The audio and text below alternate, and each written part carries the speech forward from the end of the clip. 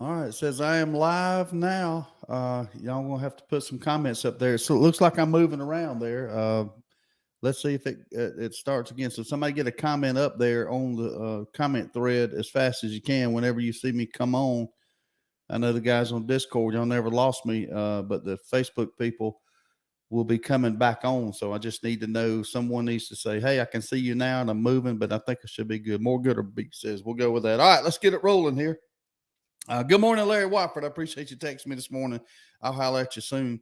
Thank you for everybody joining in. Thank you for hanging with me. There's absolutely, I am moving now. That's right. Moving and grooving, right? Feeling better compared to yesterday when I wasn't moving. Just to let y'all know, I had a problem. I've had it before several times. I haven't had it recently though, but it just hits me out of the blue. I have a severe case of vertigo. At least that's what I'm told, and I have to take a medicine called meclizine that eventually wrestles me back to normal. But it's a situation where I get extremely dizzy and I can't hold my head up, and makes me nauseous. And anyway, it took me a while yesterday, but I got over it, and I feel I'm probably 95% this morning, so I feel I can still feel the effects of it, but I'm okay. So we're going to get it done this morning and keep going. I hate to miss y'all. I hate to miss a day. It just messes me all the way up. So anyway, glad to be here, and glad to get everything fixed there. Thank y'all for being so patient. Now y'all are the greatest audience in the world. Honestly, y'all know what I've done, and if you're kind of a new listener, I just don't. I don't hide it. You know what I mean? It's just it's something that I hope that inspires other people to try to make a difference. I'm trying to make a difference in my own way, and it's a struggle. I don't have a multi-million-dollar budget. I have a great team around me of great guys. Larry, JT, Sarge, and then a lot of you in that listed audience. T Rex was volunteering something for me the other day to help on some video. I mean, some audio auditing, and y'all are always there. Y'all have helped me in various ways, financially, through prayer, and we're going to get there, and it's going to come back to you guys. It's going to come back and bless us all in many ways, and I just appreciate y'all hanging in there. And I think um, I'm just blessed and humble that y'all hang with me here, and that y'all believe in the mission. You believe in what we're doing. You believe in supporting, Freedom with Steve Nichols and Freedom Networks and the Road to Concord, the writings of Dr. Spencer Price and David Penny and Sarge, and soon to be Pat Hill, and just we're just ready. We're ready to roll on. We're ready to make a difference. We're ready to make people aware. We're ready to get them to think out of in a different way, out of the box, so to speak. So that's true, B. Nobody else puts up. We're the misfits, aren't we? Where was that, the island of misfit toys or something that they talked about in that cartoon? What was it? Toy Story or something? I can't remember. Anyway, okay, let's get into it. 229-469-1417. I'm reasonably sure the phone line's working. Now that we've got the camera working, I need to let Abby, can you text Larry and just say, hey, he got it fixed? That way I don't have to do it. Thank you so much. All right. Let America see. That's Trump's attitude on this affidavit and search warrant stuff. Excuse me. I'm getting some for the cough too. We know what it is. We'll get it. I just got to stop and follow directions, so it's on me right now. All right, the judge is to weigh whether unsealing the affidavit for Mar-a-Lago raid will jeopardize the Trump investigation. Now, I don't know. I'm not an attorney. I don't know if there's any way, or I don't know what the ways are possibly that the excuse me that the unsealing of it would jeopardize the investigation. I mean, the obvious would be, if the public sees it and there's jury implications, they may draw a conclusion before the trial. I get all that, but I really want to know what's in it. I want the argument Yeah, Rudolph the Red-Nosed Reindeer. Is that what the cartoon was, Richard? Good to see you on there. I haven't seen you in a while. Thank you, Abby. All right. So anyway, I don't know why. Other than that, that's the obvious thing that I see. Why don't let's see what's in it. That unsealing, I'd argue, is not going to sway any opinion. It's going to pale in the comparison to the sway that the media is going to give everybody. The media drives this narrative, and that's what's going to happen. It don't matter if they seal it or unseal it. They're going to tell you whether or not he is guilty before he's guilty before he has a chance to promote his innocence or prove his innocence, I should say. Steve, did you ever find out why Lowndes County was chosen for new test base and deleting the QR code on the ballot? I have not found out. I have reached out. The reasons why elude me at the moment, but I am digging into it, Renee, and I appreciate you sending that to me to find out. I don't want to talk too much about it. I don't have my notes in front of it, but there's some testing going on, and I know what the narrative is, but I'm not going to go into that until I can dig a little further, and I will. Bobby says it's not going to matter. Nothing's going to happen to Trump. I mean, why would it? Nothing ever happens to any of them. Nothing happened to Hillary. Nothing happened to Trump. Nothing's going to happen to any of them. No president has ever been indicted. No true high level ranking official, Secretary of State, they don't get indicted. So no, I mean, why would you? Why would he? Does Glenn live in Hayhire? Glenn Tyler? If so, yes, he does. Glenn Tyler lives in Hayhire. I don't know whatever Glenn you're talking about. Okay. All right. Liz Cheney's out. We missed the commentary on that with me being out yesterday, but I'm sure y'all noticed that. It was all in the news, but that's it, still in the news. She's gone, was defeated handily. Now Trump is making some moves that are a little bit well, I'll just read it and I want to see what y'all think about it. Bobby says Hillary's the go-to response to everything, much like Trump is the go-to response for everything now, right? I mean, what's the difference? You explain it to me. The words of James Comey himself said that she acted improperly. He just didn't charge her. Nobody gets charged. So, I mean, right now, if you weigh the evidence in this case, now I'm talking about in this case right now, where we are right now, we've litigated the Hillary thing.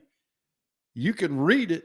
It was even said on open record that what she did was wrong and she suffered no consequences. So by watching that, if they apply the same standard to Trump, that is, he shouldn't be penalized neither, should he? Or do we pick and choose based on who we like and dislike, their personalities? I just soon follow the letter of the law and fry them both if they did something wrong. Simple as that. Trump, talking about Trump, he is endorsing people. His endorsements so far have proved to be very handy in getting elected or winning your race, I should say. And he didn't stop there. What he's doing now, well, let me just say, former President Donald Trump made two surprising endorsements Wednesday, stating that he strongly endorsed impeachment manager Dan Goldman and Representative Carolyn Maloney, Democrat, New York. Lawyer Dan Goldman is running for Congress, NY-10, and it is my great honor to strongly endorse him. Trump stated this in Truth Social post Wednesday evening. Goldman, who is running to represent the district that includes part of Manhattan and Brooklyn, represented Democrats in the first impeachment trial of Trump. Now, this is what he says after that. I do this not because of the fact that he headed up the impeachment committee and lost, but because he was honorable, fair, and highly intelligent. While it was my honor to beat him and beat him badly, Dan Goldman has a wonderful future ahead. Now, I hadn't read any more than that, but I'd like to see what y'all think about it because I hadn't had time to figure it out. Good morning, caller. You are on the Valdosta Transmission Hotline. What's on your mind today? What's going on, Mac Daddy? Don't know it, my brother. What you doing? Just my northbound guy got back a little late, so we just now pulling out the fence this morning. I got you. Glad to see you don't have monkeypox, brother. There, dude. I was worried about you yesterday. Man, I know.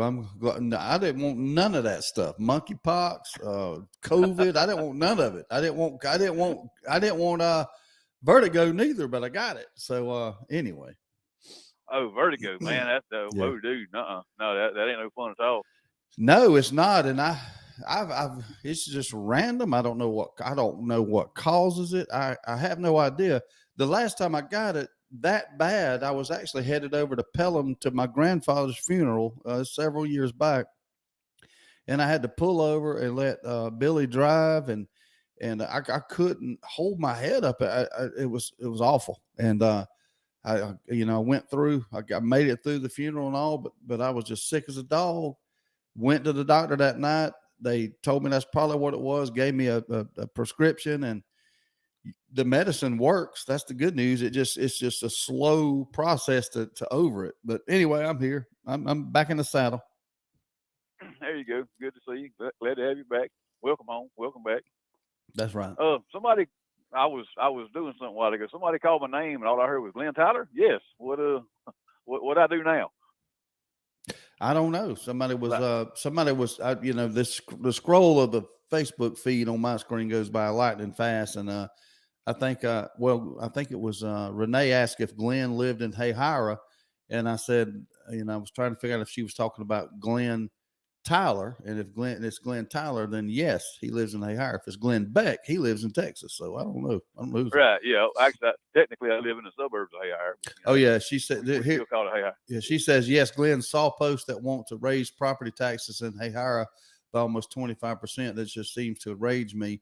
Yes. She's talking about the publication in I don't know if you saw this, but there was a publication. I have not. Yeah. Publication placed in the paper. I think let me see if I screenshotted that sucker, because this is something y'all going to want to talk. Hayhire residents are going to want to talk about, and I hesitate to say much. Barbara Stratton's on here; she may can shed more light on it, but it's darn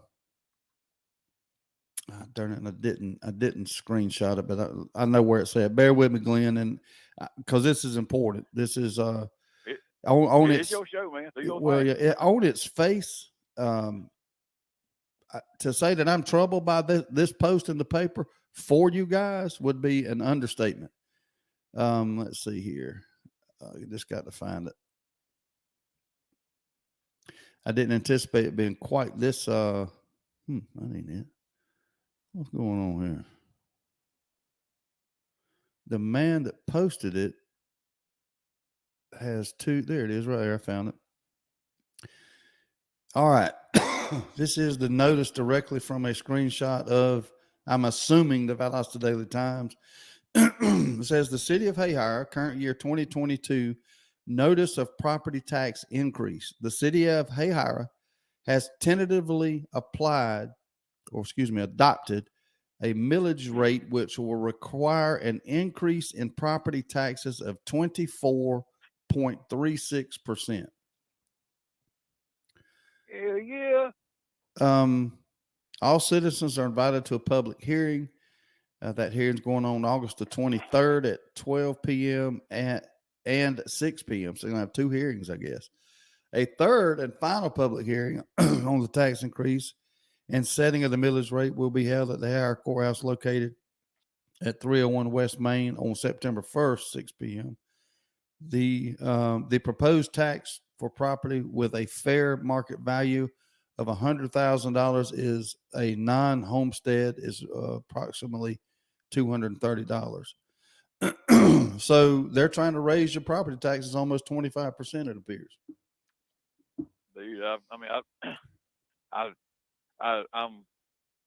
I can breathe a sigh of relief because I do not live in the city limits of Hayhire. That's right. However, Yeah.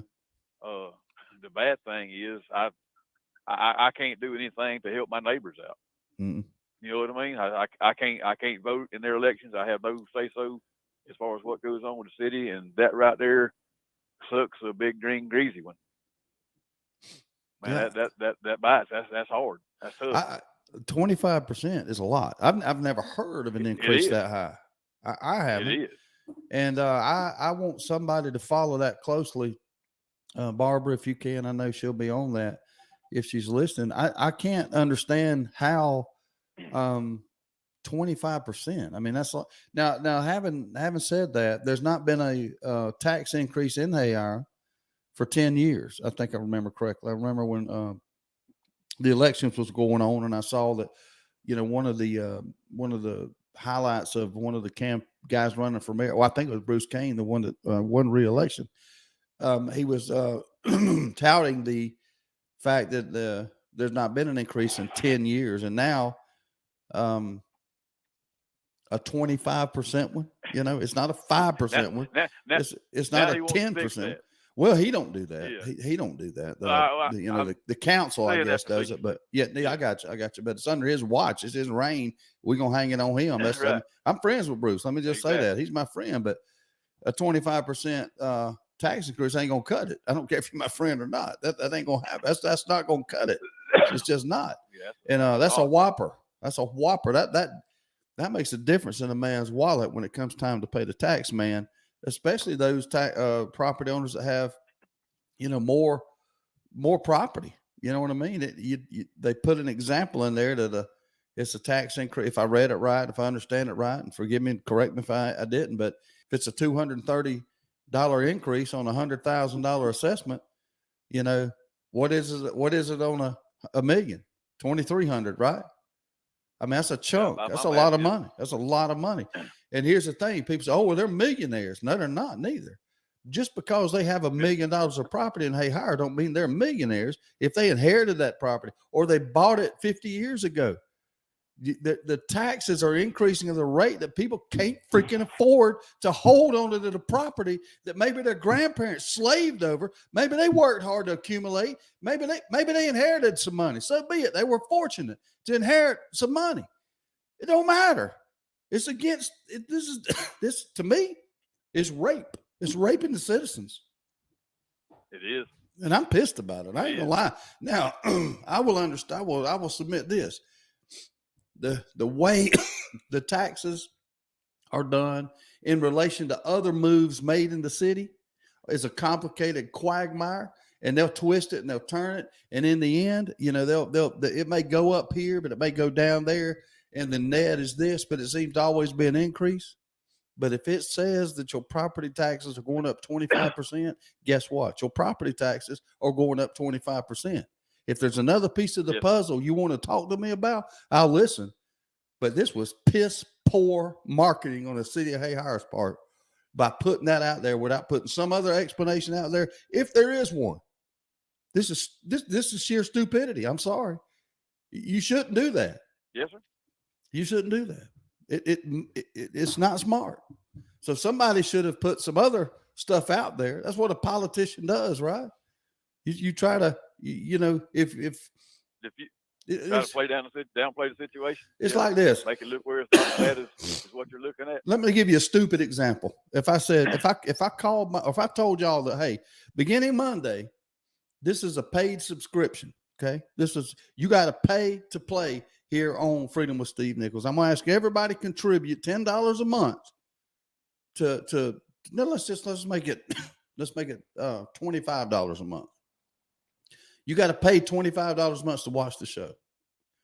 Let me tell you something. If that's all I put out there, there's going to be a reaction. Some people's going to say, okay, I'm going to pay the $25. Some are not going to pay the $25. But if I tell you that if you got to pay $25 a month to subscribe, and in return, I'm going to give you something that's worth $25 a month, like I'm going to pay you $25 a month towards your electric bill, then that's a piece of the puzzle that you look at and you say, well, look, He's charging me 25, but he's giving me back my phone bill or my light bill. It's a wash. I'm gonna do it. I'm gonna stay there, no problem. But if I just tell you it's $25, then all you hear is that you got to come up with $25 more a month that you may or may not have in order to listen to me. You follow what I'm saying? Oh, I do. I mean, and without you adding some money to my light bills, dude, I love you and all. We brothers like that, but I mean, Scott James is free. You know what I mean? Hey, you get what you pay for, So, though. yeah. Let's factor that in there. You get what you pay for. Yeah. I'm teasing. I love Scott. I love Scott. I'm teasing. I love Scott.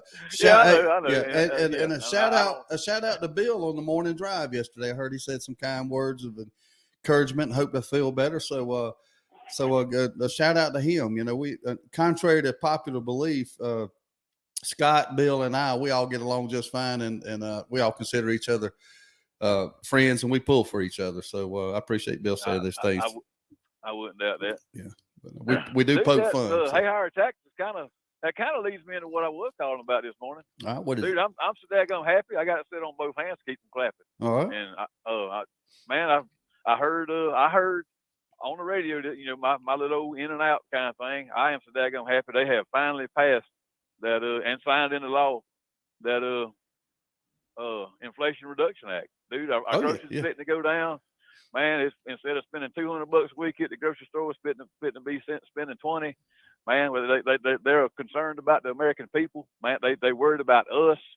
They trying to help us out. I mean, and thank God, because we got people like the city of Hayhire that's just raising their damn property taxes. So man, I'm glad that Biden and everybody up there in the Senate and the House, man, they finally passed a doggone law that has got us, that is have us at heart, you know, from the bottom to the top on that bill. I'm happy. I got bad news for you, dude. I'm proud to be an American right now. I got bad news for you, buddy. Bad news. Yeah. Somehow your television or your radio or wherever you heard this at, or you must have gotten it bumped onto a progressive Marxist communist station, and they celebrated it in a manner that is not consistent with what's actually in the bill. Dude, they've been telling me this for a year. It's got to be true. Come on, man. No, it's not. There are parts of it. There are parts of it that's true, and if you're celebrating the fact that there's 87,000 more IRS agents auditing people that are making a disproportionate amount of people making $75,000 a year or less, you may be celebrating that. You may be. No. Them guys are only after the people making $400,000 a year or more. Well, not according to the bill. Not according to the actual bill. But that's what they said. That's what they said. Yeah. Well, I would challenge you to do a little more research into that, and because they ain't going after Bill Gates. They're coming after me. No, man, I ain't got no damn money. You're the victim of the shuck and jive, brother. But what about the inflation reduction? I mean, that's gonna work, ain't it? According to the Congressional Budget Office, which is a nonpartisan group, I heard of him. No, it's not going to work. At best, it will keep it where it is now, but it ain't reducing nothing. So, what did they do? They did exactly what they said they were going to do. They passed a bill that said they was going to lower inflation. No, they never said that. They just named it that, and even the media on the other side is admitting that was a kind of a false advertisement. There ain't nothing in there about reducing inflation. Nothing. Not one thing. Literally. So my Twinkies and ho-hos and ding dongs are still going to be the same price? Not according to this bill, they're not. What, are they going up more? Yep. Man. But here's the good news. When you go down there and buy when you go down there and buy that $60,000 Tesla car, battery operated, that you got to charge every couple of hundred miles that you drive, you do get a $7,500 tax credit. So that's good news for you. man, I don't like this game. I'm hurt. I feel like I have been. I feel like I've been lied to, man. I feel like I have been deceived. I think you have been deceived, Glenn. Man. All right.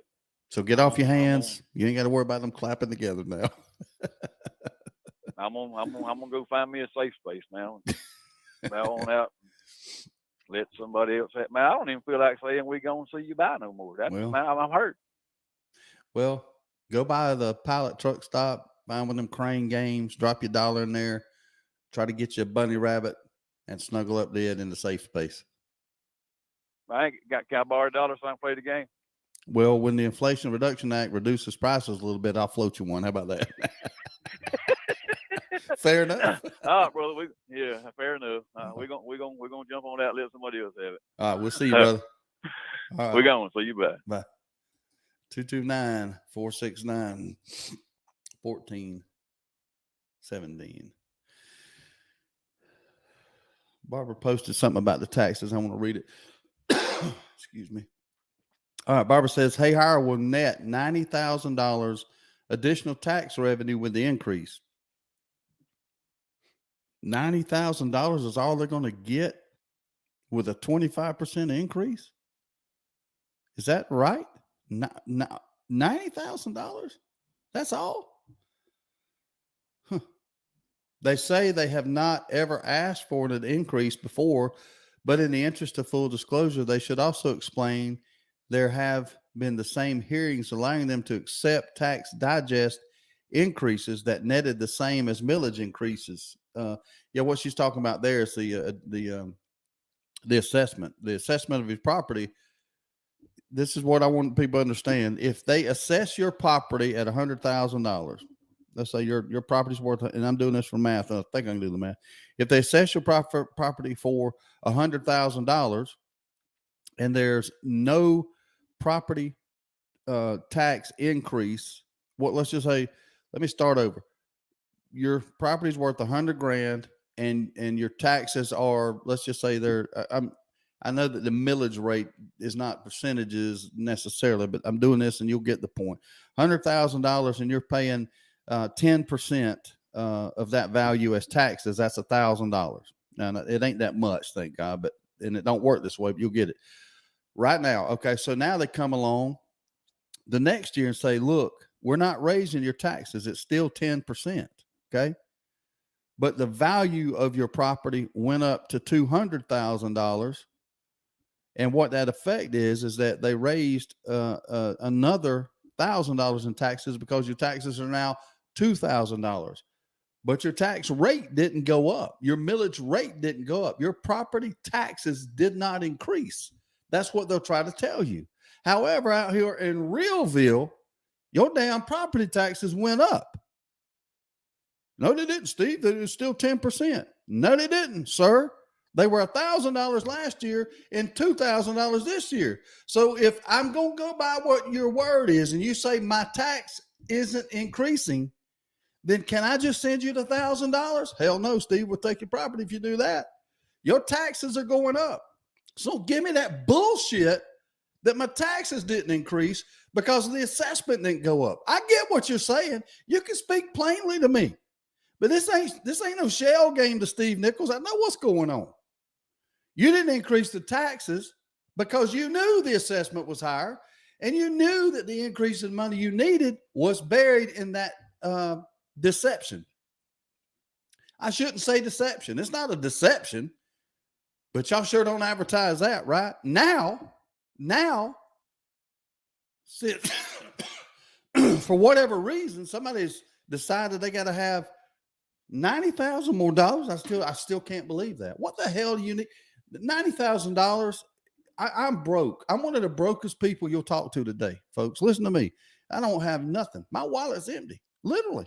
I got 127 miles to empty in my truck, and I got to be careful how I go on my route today because I hope to collect some money tomorrow, maybe, if I get everything done.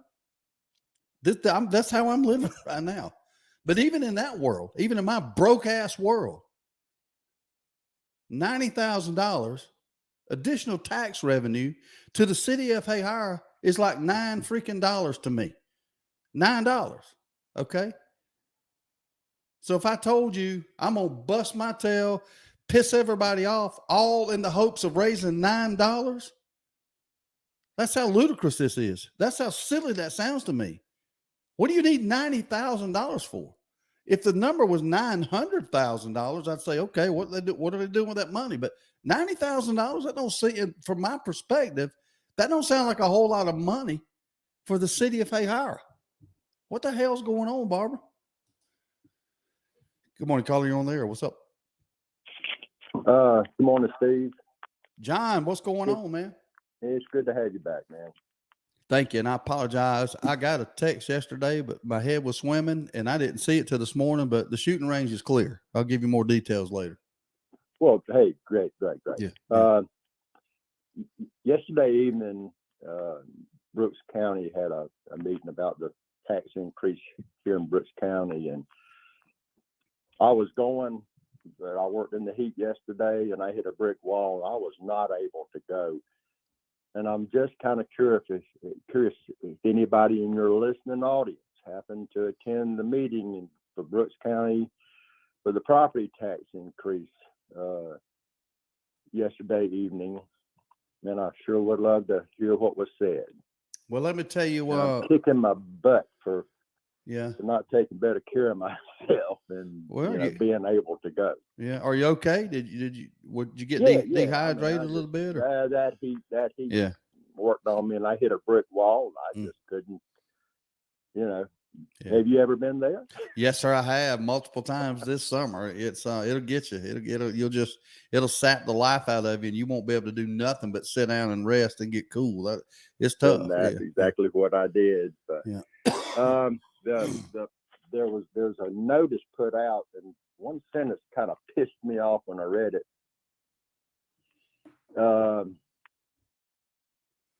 Says they're going to have it Wednesday, August 17th at 2022 at 6 p.m. Mm-hmm. Immediately upon adjournment of the public hearing, the commissioners will go into closed session to adopt the 2022 millage rate. Mm-hmm. So I guess whoever went to the hearing, whatever they might have said, whatever concerns they might have voiced would have had absolutely no effect. Lisa Griffin, damn done deal. They're going to go ahead and adopt it. Well, Lisa Griffin is a listener, and she did post earlier about this. She writes, Brooks County property tax increase was officially voted in last night. About 20 people spoke last night. All pleas fell on deaf ears. Minds were made up prior to last night. The meeting was a formality, in my opinion. That's what she said. That seems to mirror what you just said, and that's just the way it works. I'll go ahead and go out on a limb. I think the chances of this one passing in Hayhire, even though it seems to be brought out early, the sharp listeners in this office and then also sharp people on Facebook that follow what's going on in the city of Hayhire, they've got time to head it off. But my official prediction is that we're about to have a 25% property tax increase in the city of Hayhire. Yeah, well, my taxes are going up according to this. I guess I'm in the 14 million. Come on. Where is it? It's like 17%. Golly. 17%. Well, that's high too. Here we go. 14.5% for the unincorporated area and 18.4% for the incorporated area. So that's a countywide increase. I'm in an incorporated area, so I know when I got the bill in the mail, it took my breath. Yeah. Are you in the city limits right where you're at? No, we're not in the city. Okay. Okay. That's right. This was a county here, and I'm sorry, scratch that. Yeah. If I'm understanding what I'm reading right, Brooks County had a tax increase, and this plea from Hayhire in the paper is for a city of Hayhire tax increase. Now, here's the thing about this. I don't know what's going on in Brooks County. I'm only going to speak about Hayhire because I know I'm more knowledgeable about the city of Hayhire from there. Grew up there. I have a Hayhire address right now, believe it or not, even though I live in Cook County, which is weird. But I understand that there's been over the past 10 years, 20 years especially, there's been tremendous growth in Hayhire. There's a ton more people in and around Hayhire. Now, I don't know how many actually have increased in the city limits, but I know it's a lot. I see the apartment complexes that's been built. I see the subdivisions like that are, if they're not in the city limits, they're right on it. I understand that population, the increase in students in the school, I get that the cost of things have went up. I get all that.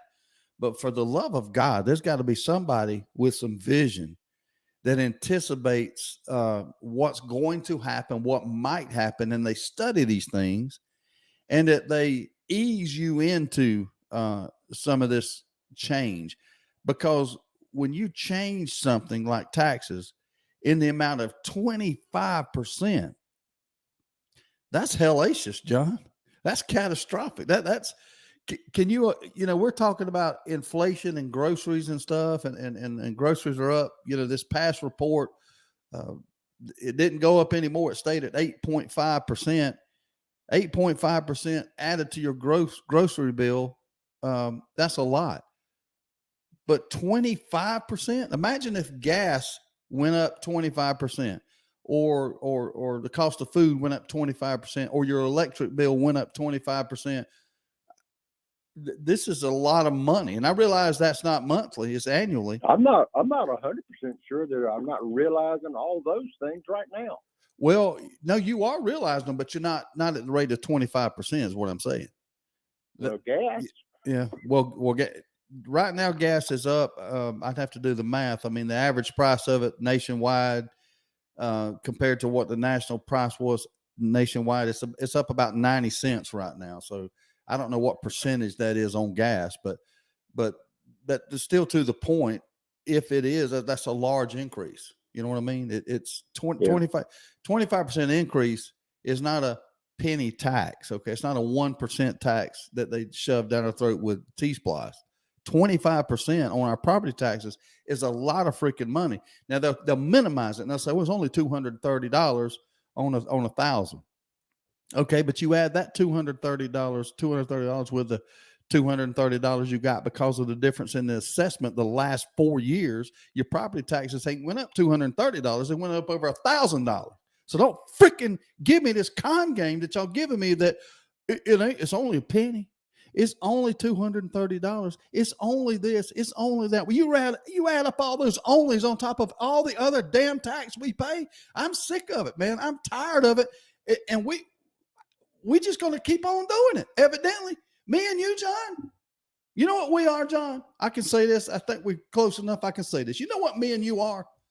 I can't wait to hear it. We a couple of dumbasses. We just are. It's the only explanation. We keep putting up with it.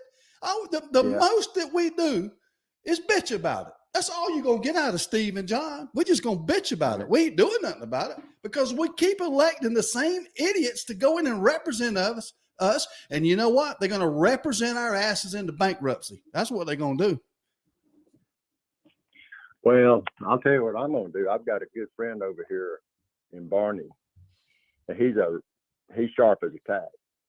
And he's been here in Brooks County for about 3 years. He came up from Orlando because he just got sick of what was happening, to his beautiful rural Central Florida.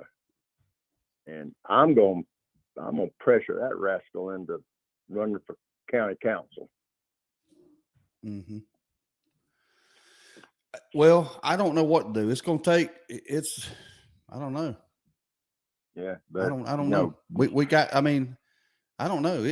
I'm working harder and longer for less. Then I got the IRS on my back. I mean, I don't know, man. I don't know. I don't know what to do. I don't know. I'm on. like I said earlier in the show, I'm going to keep on plugging. I'm going to keep on doing it and keep on hammering and not give up. That's all I know to do. You know, that's it. I don't know. I ain't voting for these idiots no more. I'm done with it. I'm not either. I'm not either. But I'm gonna have to stroke a check. But I'm gonna put a little letter in my check. Of course, it will go unread, but you know, it's going anyway. Yeah. I don't know, man. Okay. Well, thank your listener for sending you that message about what occurred at the meeting last night, and I'll go and let someone else have it. Yeah. All right, John. Well, have a good day, Okay. brother. I appreciate you. Thank you. Right. And hey, don't forget to send me that email Okay, 10-4. or that text message. I will. Appreciate it. Thank you. All right. Bye-bye. 229-469-1417. Good morning, caller. You on the air? What's on your mind today? I actually remembered the number without looking. That's right. I'll make this real quick because I got to get off here. You're fixing to be at the top of the hour. Mhm. And I'm going to say this generically. Renee and I both have had, you don't think they're watching everything everybody does, and I'm a peon, as is Renee, in the world of people. I've had 3 calls in the last few months dealing with banking situations, and it's partially because of my work and business. Technically, I don't own what I do. I work for somebody else, but I deal in a lot of the money. Mm-hmm. We'll just leave it at that. And Renee has changed the bank recently. She has a couple, and one of them was in Macon, and she changed to USAA or something. I forget what it was. I've dealt with USAA, still do, and I've dealt with credit unions and some banks, and I've had 3 or 4 calls because they want to know how and what you're doing with this money. They wanted to know why Renee was changing banks, what the money was coming from, and what it was going to do, where it was going to be, coming out of. I'm like, we work, and it's none of your damn business. But that's what they're doing. And you talk about these IRS agents, they're going to, sooner or later, as they get it funded and all that, hopefully it gets kicked back down the road. But they're not going after billionaires and millionaires. They're trying to pressure the little people and bankrupt us all, as you just said. And if they can't get you one way, they're going to get you another. But the information they want now, you go try to open a bank account or change banks or deal any kind of funds, you will be surprised at the questions you get nowadays.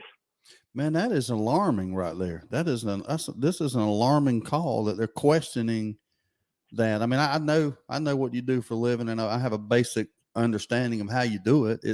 It would be not unlike an insurance agent in the old days where we went door to door and we collected the premiums, on behalf of the company, and we deposited them, in a bank account. And if you switch banks and they started drilling you on where all this money's coming from, well, was it the I guess the bill passed that every transaction over $600 is reported. I can't remember if that passed or not, or did it make it through the bill? I can't keep up with it, but I got called from Southeastern Corporate a couple times, and they told me they're sorry, it's not them, it's the new government regulations.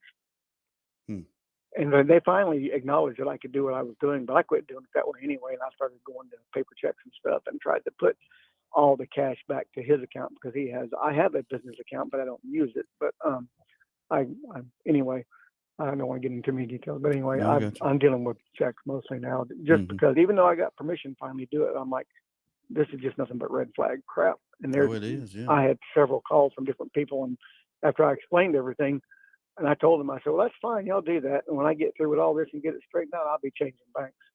And they called me back the next day and said, don't worry about it. Just keep doing what you're doing. And I'm not doing what I was doing, but I didn't change banks. Southeastern's been good to me, and so is USAA in the past. But, they're affiliated with the government type stuff.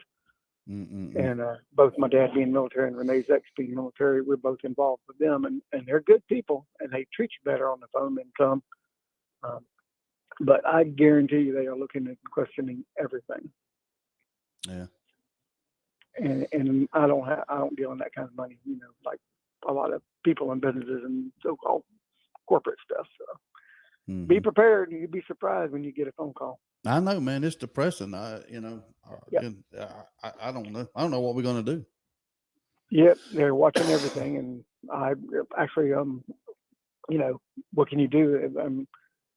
Get all your credit card and stuff offline, but you need it, and you need it at businesses, and you can't really deal in cash everywhere you go because not everybody even takes cash anymore. And if they have it their way, they'll eliminate cash one day and go to all digital. So I don't know. Luckily, I'm 61 years old and won't be here long enough for some of it, I hope. So Oh man, you got 30 more years to deal with this, brother. Well, At least. by that time, my kids can help me figure it out. I hear you. I hear you. Hey, thank you for the I got call, five man. of them. Between the five of them, one of them can figure it out. That's the retirement plan is your kids, right? That's right. All right, Hey, man. it's a cycle. That's right. That's right. Appreciate it, man. Have a good day. All right, see y'all. All right, bye-bye. 229 469 1417. Let's see some of the I can't keep up with these comments, man. I love it, but it's I feel like I missed something. Let's see. Heard an increase in repo of items is already going up. I heard the same thing. Yeah, people can't hold on to their stuff. I'm tired of looking at my 401k. The locks it out from under you. Unfortunately, 2 of the 3 BC commissioners that voted for the tax increase just got reelected. That's really maddening right there. I got one more year before I can get mine out. He must be talking about a retirement. They don't have the nerve. Mary Palmer Williams, my rescue pup, was the same way. Hated men with hats. That's weird. That must be somebody must have treated him bad that wore a hat, and he remembers that. Or she. I thought he was talking about me. I don't know what. Bobby May, how do you mean? Who is he? Who is asking you? Caller Adrian asked. Kevin, you might want to put that in the comments. Let's go to the hotline. Good morning, caller on the Valdosta Transmission Hotline. What's on your mind today? Direct line to your big behind. That might be the new slogan on the ticker. There's the direct line to my big behind. 469-14. Watch it. I think the grease man used that about 40 years ago, but who cares? I hear you. Well, I ain't worried about that. What's on You your mind? forget I've been around, man. You have been around. I'm already at work. Already? Man, you must have left at 5 o'clock this morning. I'm trying to make that dial in to hand it over. Hey, listen, I was listening to you mentioned the what is it, a little bit of tax break if you buy one of these electric crap cars. Mm-hmm. Well, GM and Ford have raised the prices on their electric vehicles about that much. About that much. I read. I think I mentioned that a week or two ago when I read it. But what T-Rex is saying is, you get a $7,500 tax credit if you buy an electric vehicle, but the manufacturers of the electric vehicles, mysteriously, upon news of that, raised the price. Now, the reason was because of raw material and, shipping and inflation and all that. So they raised the cost of the car. It actually worked out to be on average about $200 or $300 more than the tax increase you got. So we have changed nothing with the Inflation Reduction Act as it relates to the cost of an electric car. So there you go with that. Nice, huh? Nice. That's right. Not surprising, though. Also, I don't think any of these folks are going to be prosecuted. This do-si-do's ridiculous. We'll see. But I think Hillary, Trump, all these people that have been high-level positions in government, they know too much, and they know things that could destabilize this government if they sung. And there ain't a hell of a lot of reason not to sing if they're getting ready to put you into clink for the rest of your natural life, especially in Trump's case. He'd do it. Mm-hmm. And so I think I think they're immunized is what I think they are. I don't know. And we'll find out as we go along, won't we? We will, whether we want to find out or not. Because they sure want him. They sure want him, but I don't think that little DA up in Fulton County is ever going to get him. I don't know. But I've kind of tuned out of it. You put on the radio, you're going to hear some of it inadvertently. But I'll be glad when the election is over and this run is over. I'm already tired of just the barrage. You can't even turn on TV. You're barraged by these ads, these political ads. And yeah, oh my God. I'm not really, I don't care much about, I'm with you a little bit on that. I don't care much about the process of getting to November, but man, I'm like a kid in a freaking candy store. I cannot wait to see the election results and analyze them and start talking about who cheated, how they cheated. Did they do it with Dominion? Did they do it with dropping votes in the box? I can't wait for all that crap to start. I can't, because somebody asked me the other day, and I know I'm being a butthole when I say it, but they said, well, hey, who's going to win? I have no idea, but I know this: whoever does win, they cheated. And when I say that, I'll give Liz Cheney some kudos. She didn't say that. She took her whooping and went away. Yeah, there'll be races where nobody screams cheating, but in the states or in the districts where the theory of cheating has been established, it's going to be the new norm. What I mean by that is the governor of Georgia, no matter which one wins, they cheated. The president of the United States, this was set now. Remember, this was specifically set when Hillary lost to Trump. Trump beat Hillary because he cheated, according to Hillary, And then when Trump got beat by Biden, Biden did it because he cheated Trump. And that's just the new norm, in my opinion. So we'll see. We'll see when Ossoff beat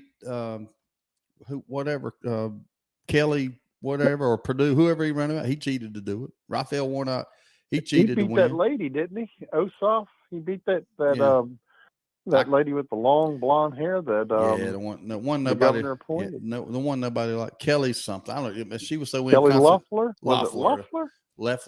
I think that's how you actually pronounce it. Loeffler. But anyway, I hate to shout somebody's name out I know, and it wasn't her name. In my head, Kelly Loeffler. Yeah. Anyway, I don't know. Oh well, I'm here at work waiting for a 7:00 meeting or 7:20 meeting to come in. I'm just about ready to flip a coin to see if it does or not. Man, I busted my hump to get here too. Well, hope you have a good day, T-Rex. Me too. I'll talk to you later, brother. All right. See you, buddy. 229-469-1417. That is the number.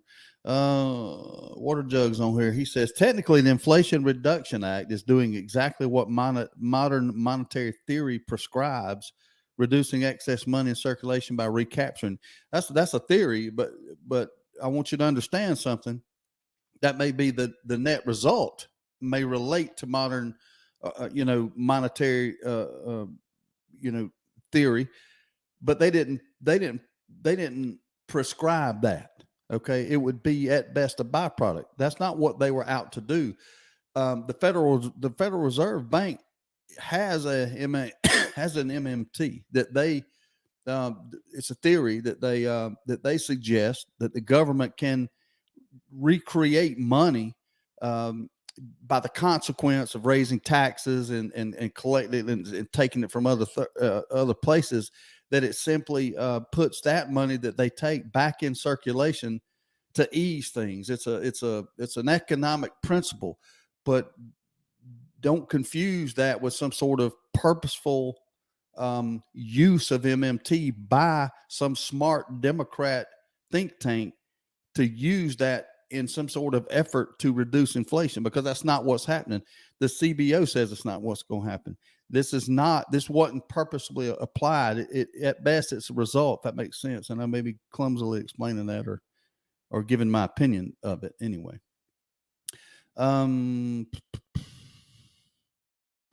Charles Shepard said, Joe had an outstanding show yesterday. I had to watch the replay, but it was enjoyable and informative.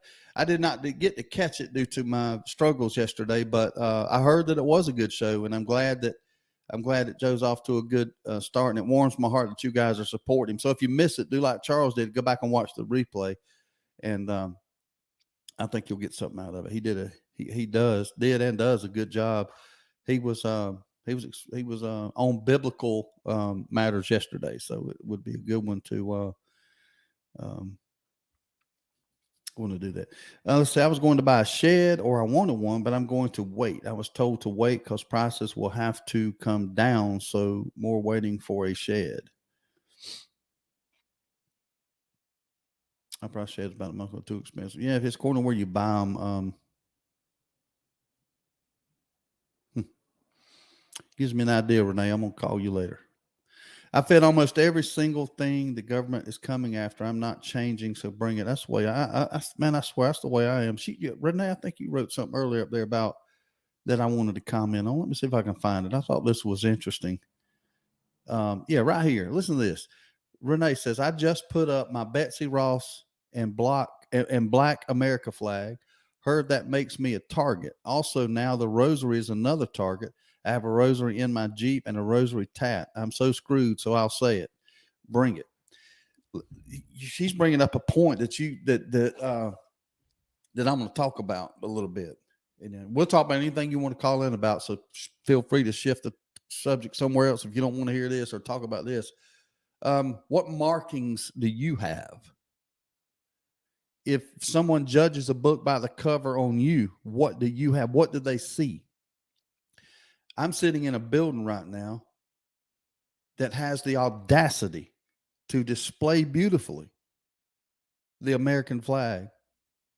It's lit 24 hours a day, or it's lit at night. It's obviously lit during the day. It's beautiful. Every morning I drive up, and that's the first thing I see in the dark, or when I come in and it's dark. I see that flag. I see the light shining on it, and I just swell with pride. But the American flag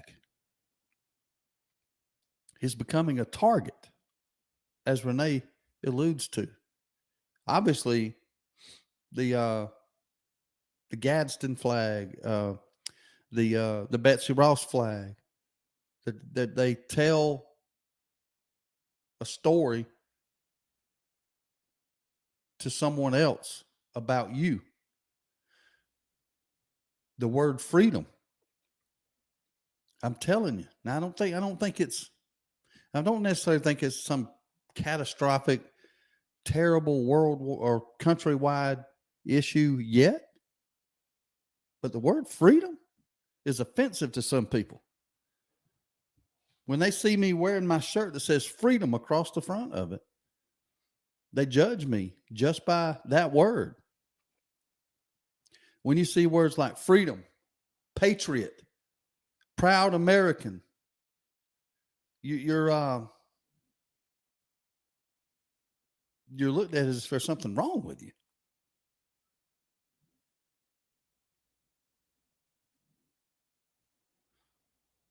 I just feel that shift. And that comment is from my perspective. Yours may be different. Good morning, caller. You're on the Valdosta Transmission Hotline. What's on your mind? Good morning.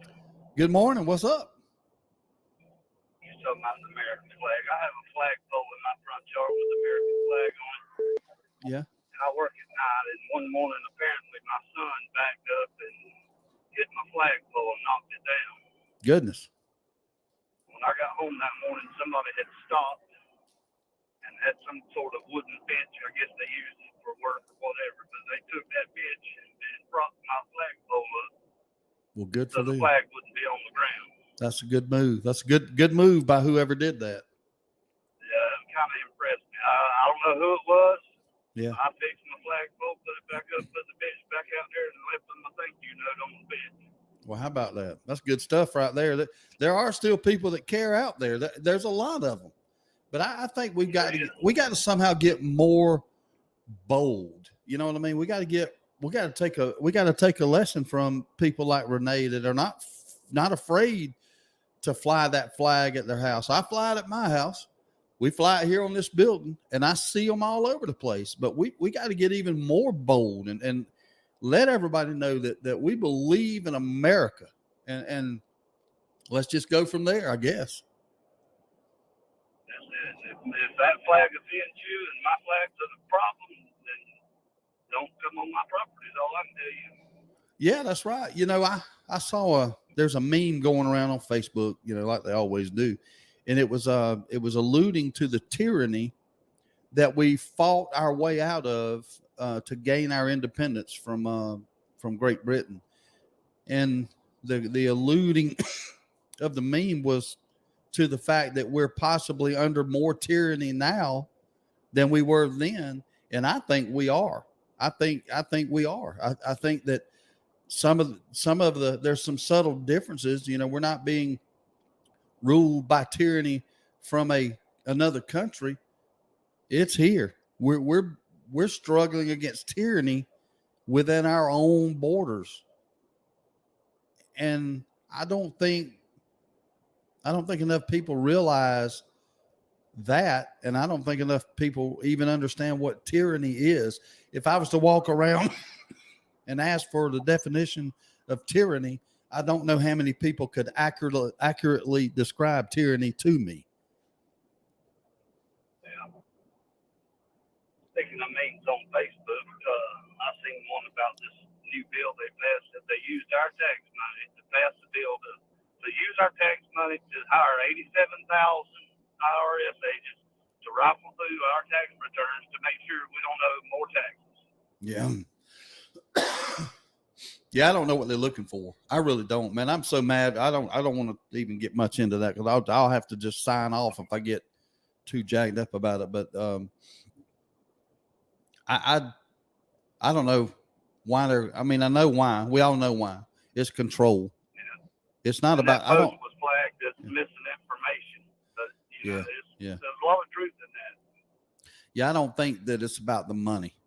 I think it's about the. I don't either. It's controlling information. That's what it's about.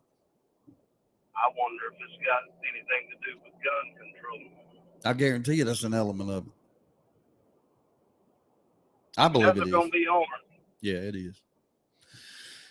All right, They're going brother. to be armed, so they're expecting resistance. That's right. I mean,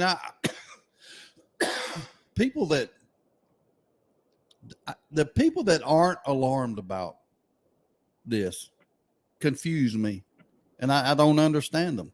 I don't want someone from the IRS coming to my door armed to ask me questions about taxes. What could go wrong in that situation, right? Oh, well. Brother, you have a good day. Stay safe out there. All right, you too. All right, bye-bye. All right, I'm going to take a really quick break. I've got to go fill my coffee cup and also go to the restroom. So y'all hang loose. I will be back right after the break.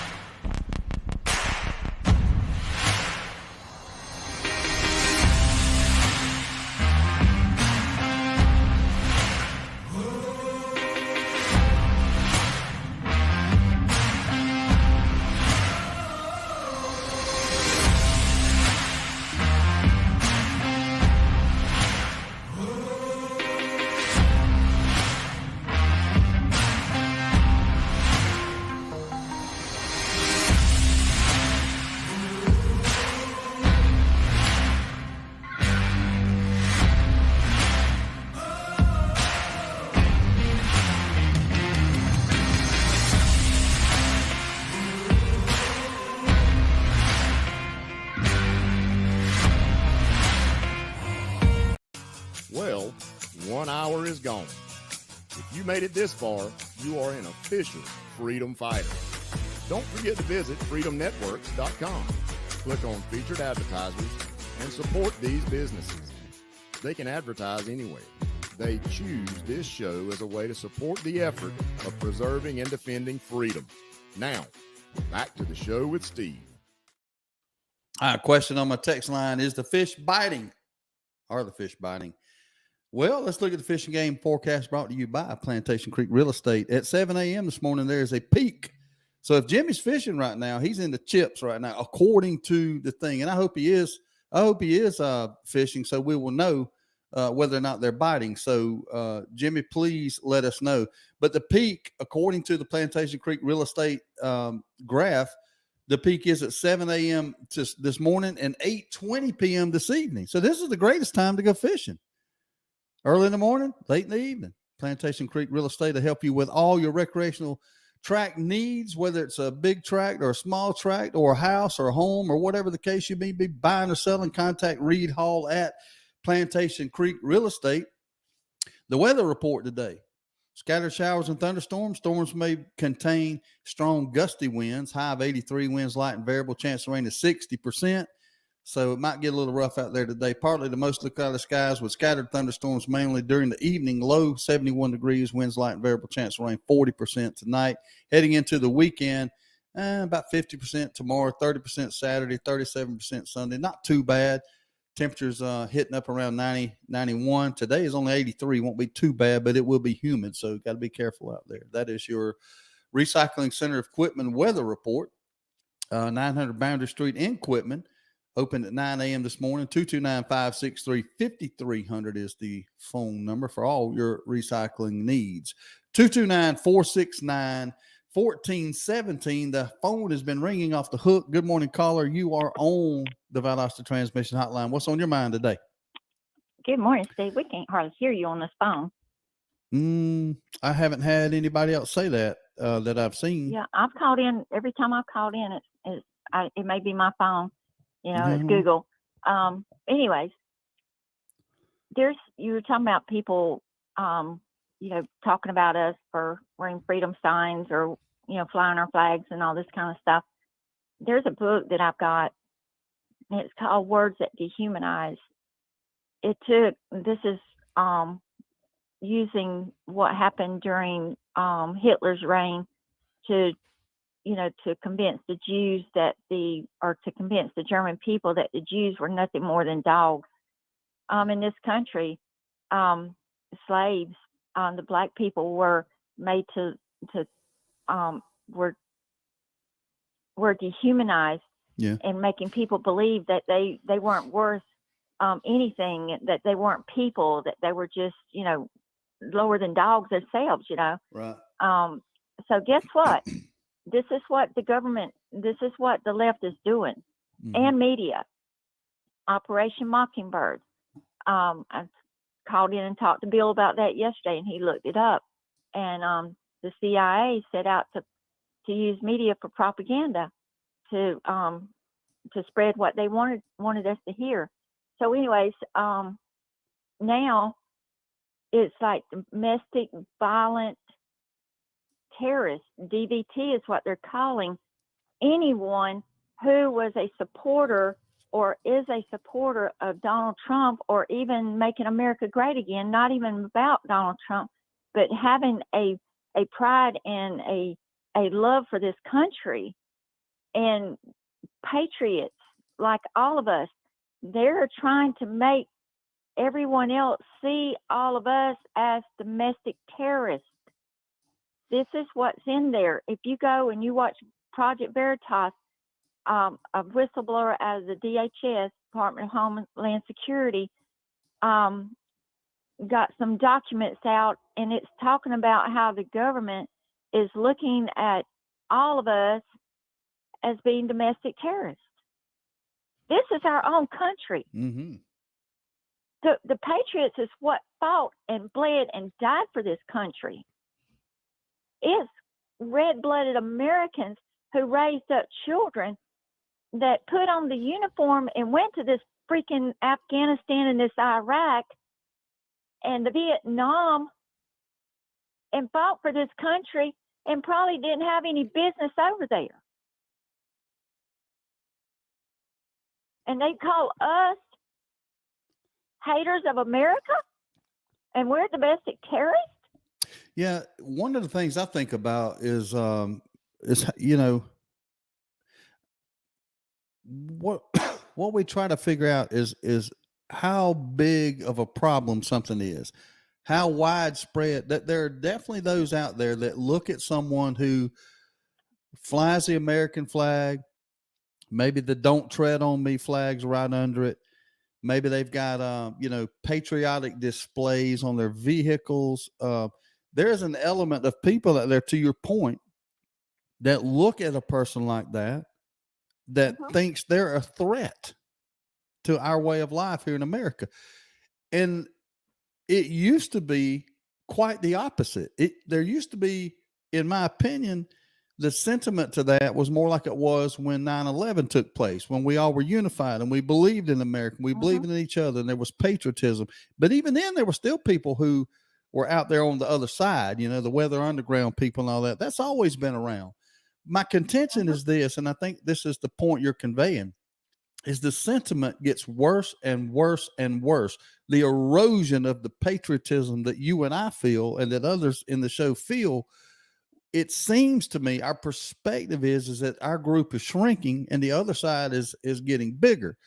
The truth is out there, but it's hard to we don't know for sure. I'm wondering if the media is making me think that it's, I believe in my gut that it's worse, but I'm wondering if the media is making me think that it's even worse than I think it is. You know what I mean? Or less than worse, or less bad than I think it is, if that makes sense. So, but I believe we need a renaissance. I believe we need a rebirth. I need a revival of sorts when it comes to patriotism in America. And I challenge everybody out there that's listening. If you don't have a United States flag flying on your property, get one. Get one and put it up. If you don't have something on your vehicle that you drive that signifies that you're an American patriot, get it and put it on there. I think we got to be bold. Oh, I think so too. I think you can't let the bullies win. Mm-mm. They're equating patriotism, and you've seen it all during Trump's tenure. They're equating patriotism. God bless America. Everybody's free. We want everybody to be free and have the liberty that, the lawful freedom, okay, that God gave us. Not their legal stuff or whatever over there in Congress or whatever is it's lawful. That God gave us these rights. They're equating us with the KKK, and the left is the birther or the founder of the KKK movement to destroy Black people who didn't conform to how they wanted to act. They hung white people also who refused to vote Democrat and would vote Republican. The Republican people didn't matter what your skin color was back during the KKK eras. Our people were just as hunted down just as bad as the Black people were, and they don't tell this part of the history, So that's how they're equating it. And when that happened in Charlotte a few years ago, where the guys walked out there with torches, well, it was only because I don't know what the torch meant for them. I think it was for lighting or whatever. Could have been Charlotte, South Carolina, or North Carolina. They have mosquitoes and they had citronella tiki poles. You can make anything you want out of anything. Okay. You can take that tiki torch and say, well, he was using it like it was lighting up a cross or something, or lighting up a cross in front of a Black person's house, or it's a new symbol of something. I don't know. You can take and make anything what you want to make it. The thing is you got to find out what the truth is of it. What they did during Trump's tenure is he said there were good people out there trying to save the statues, and they said, and they twisted it around and said he was saying that all of those KKK members or those domestic terrorists were good people. He did not. See how the media twists things and how people believe in it. And people that I know were believing this stuff. And I'm like, y'all are crazy. Well, it's the media. Y'all are it's the media. crazy to listen to this crap. It's the media. If you It don't is. have the media on your side in this country, you are at a severe disadvantage. Severe disadvantage. Absolutely. Now, if the media was honestly, it don't even have to be honest. It can still be biased. But if you don't have an equal amount on both sides of the coin, Mhm. then if they're against you, you're in trouble. You are in deep trouble. Absolutely. If you don't believe it, watch Yellowstone. It's Mhm. all politics. It's all about swaying and controlling the narrative, and they don't mind bending the truth or flat out lying to advance the narrative. Both sides. You've got Yellowstone's a terribly interesting phenomenon. It is widely, and I watch it. I'm guilty as charged. I'm hooked on it too now. I get it. But it I is an can't watch it. I'm sorry. ugly, it is an ugly testament to America because Oh yeah. both sides, some people look at the Duttons, if you know the series, the Duttons as the good guys. There ain't nothing good about lying, cheating, and taking people to the train station. There's Yeah. nothing good about that. Then That's on the people I other like to side, take to the train station. I heard that. Then on the other side, you got the politicians or the rival factions. They're just as dirty. They don't mind lying, cheating, whatever they got to do, controlling the narrative through the media, calling the media up, dropping some sort of tidbit of information to sway somebody's opinion. It is unfortunately, I believe it is a good representation of where we at in our morality in this country. Well, I talked with Bill. I called in yesterday to Bill since you weren't on and I wasn't, being unfaithful to your show. And I told him, I said, we forget about what happened to President John F. Kennedy when he said he was going to expose what was being done in the dark. And that speech, I think, I shared it yesterday on Facebook, and I tagged Bill Osborne in it. So if y'all go back and listen to his speech, this is, I think, 2 weeks before he was assassinated. 2 weeks. He was assassinated because he was going to expose the deep, dark bowels of the corruption of government, just like Trump wanted to. Trump didn't realize how deep it was. John F. Kennedy knew how deep it was because his family's always been tied up into politics. Donald Trump he went in as a businessman, dumb as a rock when it comes to politics. But he soon learned, I think he said it in one time, he didn't know how bad the swamp was until he got in it. He didn't know it was that bad. Yeah, So he realized think, he was up over his head in this thing. I agree with you 100%. He is very fortunate that he has not received something to take him out, if y'all catch my drift. Mm-hmm. I ain't saying it on air, but y'all know, JFK was taken out because he was rocking the boat. Yeah. And I have to say, he was probably one of the best Democratic presidents that America had for just a little while. Mm-hmm. And he was a whoremonger. He couldn't keep his pants up. And I don't know what's wrong with these Democratic presidents. They can't keep pants up for some reason. But anyways, I just wanted to call in and, put that, go back and look at what John F. Kennedy's speech was about when he was talking about the deep state and everything. And that there was things going on behind the scenes that he was going to expose. And he said this in a speech. Yeah. And it wasn't long after that he was dead. I'll tell you if you listen. So I'm gonna tell you something. You ever rocked a boat on the dock against the dark bowels of government and what's behind the scenes? The Rothschilds, the Illuminati. This stuff is real. And Alex Jones, as much as you might not like him, he did sneak in. He did get get an okay to come in there to one of those Rothschild or Illuminati. They're at Bohemian Park, whatever they did every year. Well, it was all the elite, rich people, billionaires, presidents, former presidents, and all in there. And guess who was there? George H.W. Bush, Hmm. George Bush, the Clintons, all of these people. See, like you said, they all come from cut from the same pattern.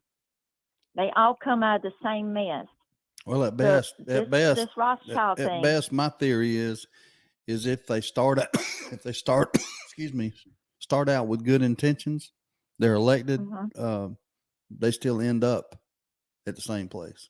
A lot of Well, time. I won't think say it's they're 100%. ship shakers is what I think they are. Well, They there's some start of them. out, Some of them. You they're- either they're- got somebody that is downright cheating and wearing a camouflage, or you got someone that goes in there with good intentions and they end up becoming part of the swamp. Or maybe there is somebody out there that stayed true. I don't know that there is, but there could be. But it just seems like in the end, Trump is as they're true all as they there. came. In Yeah, some and ways, I'm not in just, some I don't ways, carry he his ended up water. there too. In some ways, but in some ways, he stayed out of it. So Yeah, I think he went in there with good intentions, and if you got a Congress, even a Republican Congress that fought against you, and didn't try and work with you like he did. What, the first year or two we had all three branches of government there. The other guys didn't work with him. John Boehner didn't work with him. Mitch McConnell most of the time was fighting him, and all he wanted to do was straighten these things out and make us a world power again, and to be a strong nation and walk. What was it Buford said? Walk soft and carry a big stick. mm-hmm. You don't have to be a bully on the world stage, but you can make people think that, all right, I don't know how this man's going to react if we do something that we're not supposed to be doing against his country.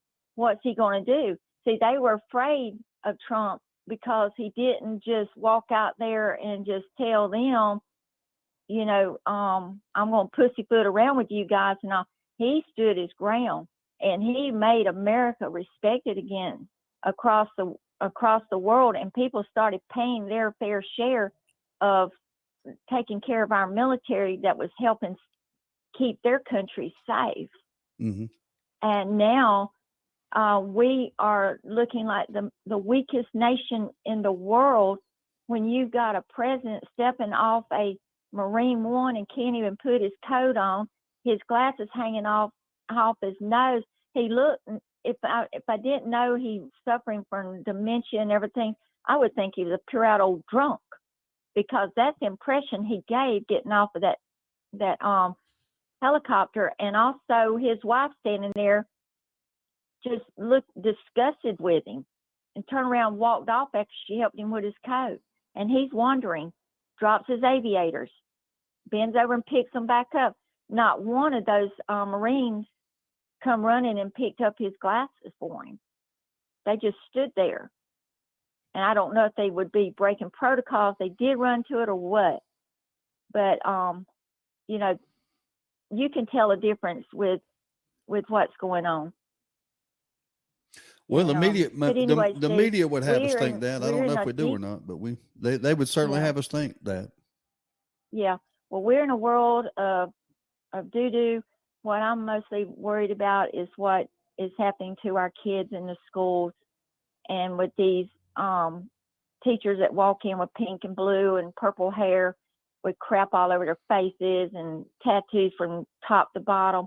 I ain't got a problem, you do your tattoos or whatever, but don't bring that world crap into the school and indoctrinate our children. And you're worried more about social justice than you worrying about where that child can look up Africa or Europe on the world map, Mm-hmm. Basic going to the bank and open up a checking account and learning how to manage your accounts and world, things that get you through life. That's what I'm concerned about is our kids. See, they're destroying the next generation to be so dumbed down that it's going to be a 1984 Orwellian world, because they are molding this generation now. And parents, I plead with parents to get your kids out of public school, get your kids into homeschooling, don't even go to the private schools or the Christian schools anymore because some of those are just as bad. You know, they've infiltrated the Christian school. I'm just worried about our kids. I really am. Yep. All right, Sandy. Well, have a good day. I appreciate the call.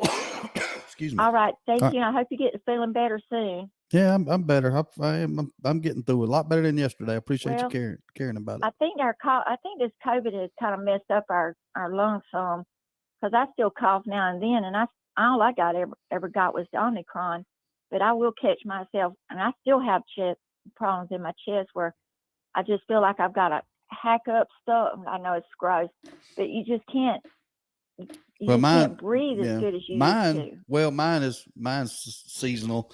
Yeah, I've done. Yeah. This has been something I've struggled with for I don't know how long, decades. It's just seasonal. Yeah. This time of year when the dog fennels or goldenrods start getting bigger and bigger and bigger and putting off more crap, that's what happens to me. So, well, I'm anyway, waiting for the peanuts to be turned soon because that's my nemesis. That don't bother me, but the goldenrod sure does. But thank you for the call, Ooh, Sandy. I hear that.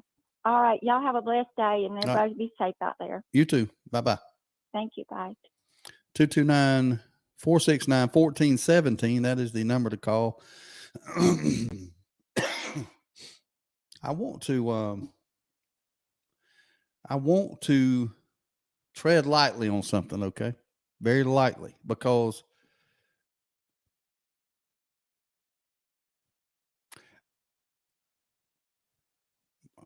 I think y'all know me well enough. I'm just trying to get you to think about this, okay? A couple of y'all, I won't call the names, Mary and David, and more. I mean, I hear this all the time. I even like the character. Okay. I like the show from the entertainment position. I like it. And I think I think we all probably feel the way, but, David, I think it was David. And if I'm assigning credit to somebody that don't belong to, I'm sorry. And again, I'm talking about this. If you've watched Yellowstone, you'll know what I'm talking about. If you haven't, you really won't. But Beth Dutton, I think it was David that said we need more Beths. I think that was what he said. And then I think it was Mary that said that Beth is her spirit animal.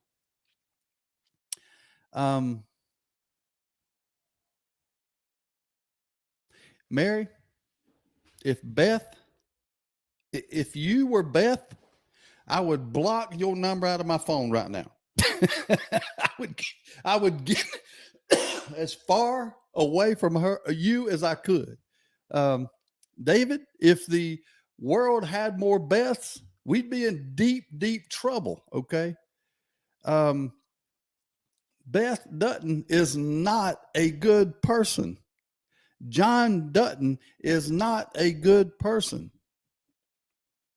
I would argue that it's extremely extremely hard to find a good person on Yellowstone. I don't know any. Ruining people's career because they look at you wrong, or for instance, Beth taking the environmentalist, the character in there, the environmentalist, I can't remember her name, that Beth told her to do this. She says, go do this, go protest over here.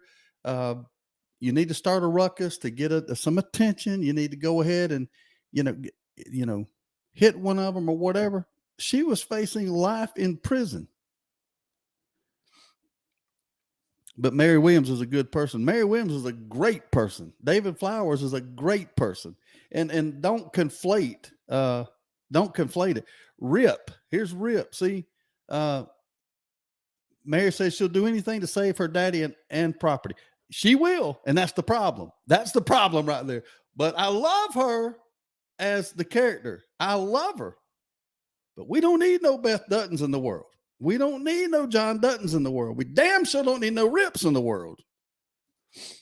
Good morning, caller. You're on the Valdosta Transmission Hotline. What's on your mind? Hello.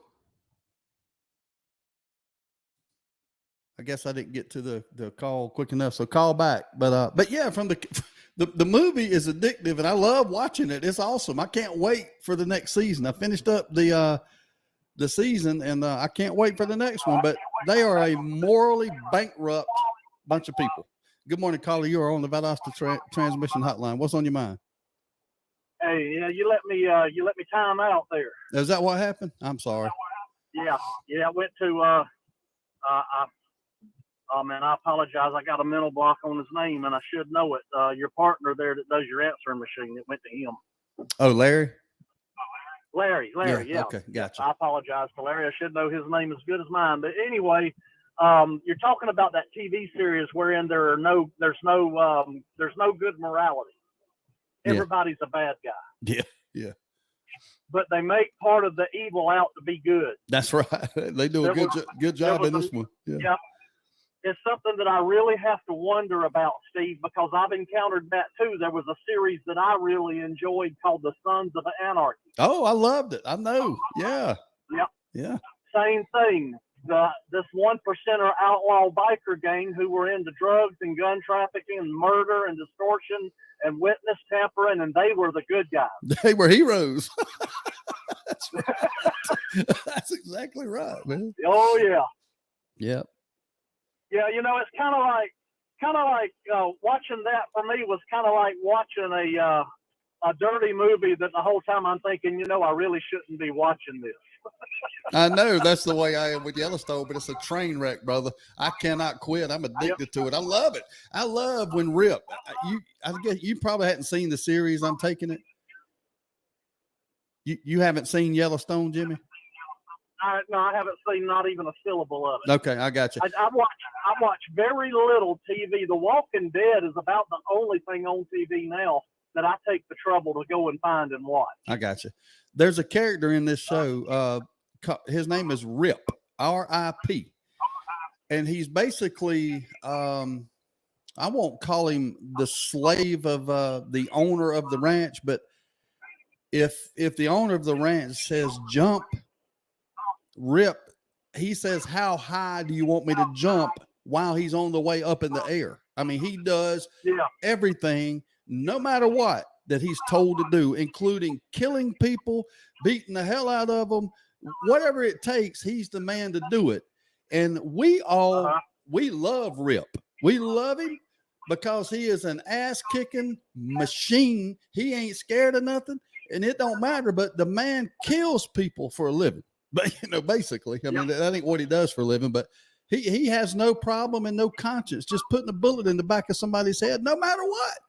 And we love him. We love him.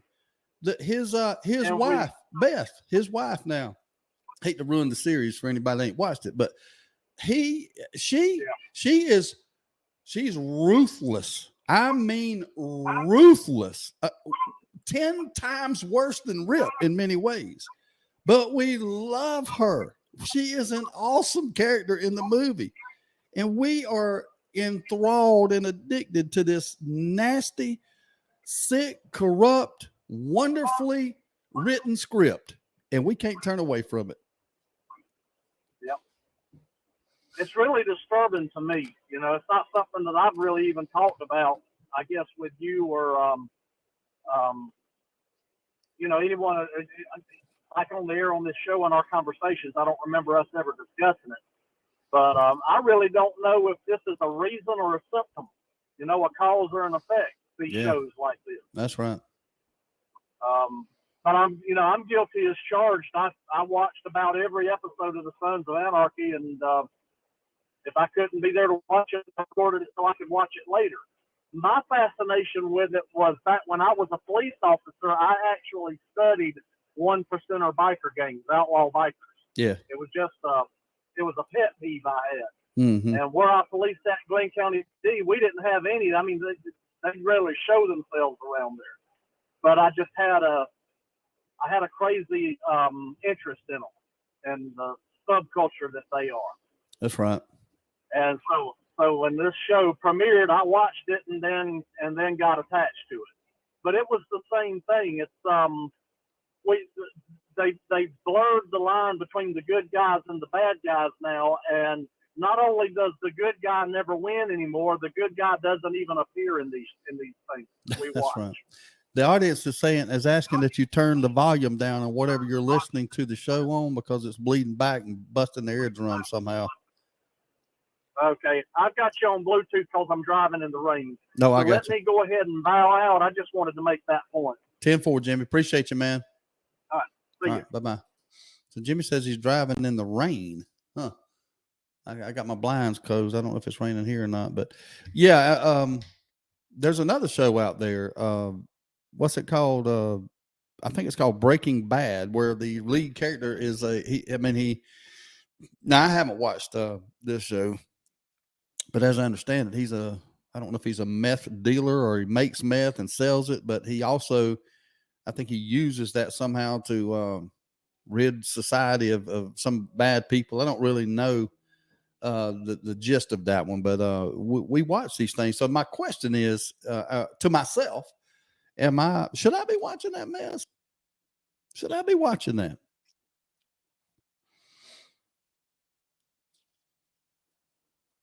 I don't think I should be watching it. I don't, but I do. So what does that mean? I don't know. Is it maybe a bad person? I don't necessarily think it does. I don't know. Sherry Powell says every man wants Beth until they have to live with her. I think that's probably an accurate statement. I wouldn't ask her out for a cup of coffee. I would not. I'm telling you. Bad lady. Bad lady. Bad ain't strong enough word. 229-469-1417. Excuse me. Let's look at a couple more of the headlines there as we roll through this morning. I missed yesterday's news cycle as far as the show. I kept up with and read it, but there was a lot of things in there I would have talked about yesterday, and then they just, they're getting buried down the script. So crime up in different cities, like some of this is just designed to make people look bad, whatever. I don't know. U.S. to hold wide-ranging trade talks with Taiwan amid tensions with China. Economy takes center stage as Americans share their voting priorities ahead of the midterms. Housing market becomes major headwind for the U.S. economy. I'm just looking at some of these. I'm watching over on some of these comments. David Flowers. David says, yes, I like the tub scene in one of the early episodes. David, though they may not admit it, every red-blooded American man liked that scene, including the host of this show. I might have rewound it, to be honest. The best women ever is a saved Beth. Now, Shelley, there you go, bringing some deep, deep thoughts into it. But yes, correct statement. That's right.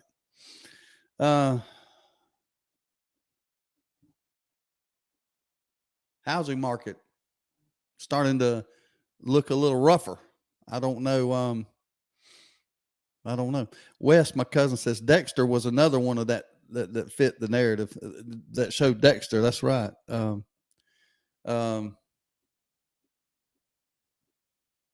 Shade Tree says not every man. Nope, that's true. Not everyone. What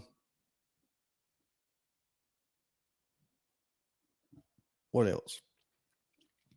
New York's 9/11 Tribute Museum shuts down over COVID-related financial woes. California home hit by speeding driver 23 times over the past 50 years. I hope nobody's living there knowing that information.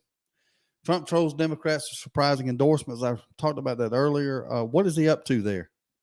What does that say to you that a man is willing to endorse a Democrat? Prior to this news, if I'd have told you that, I don't know, Brian Kemp was going to endorse a Democrat, you'd flip your lid.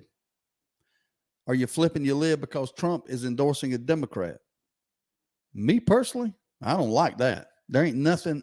There's no redeeming quality whatsoever with of a federal candidate with a D beside their name? You got to be kidding me, Donald. You got to be kidding me. Now, if it's some sort of ploy or joke, okay, whatever, I get it. But I hope he ain't serious. Again, because when you endorse a Democrat, you can justify it any way you want. But in my humble opinion, the reality is that you're endorsing what they stand for. And I got a problem with that.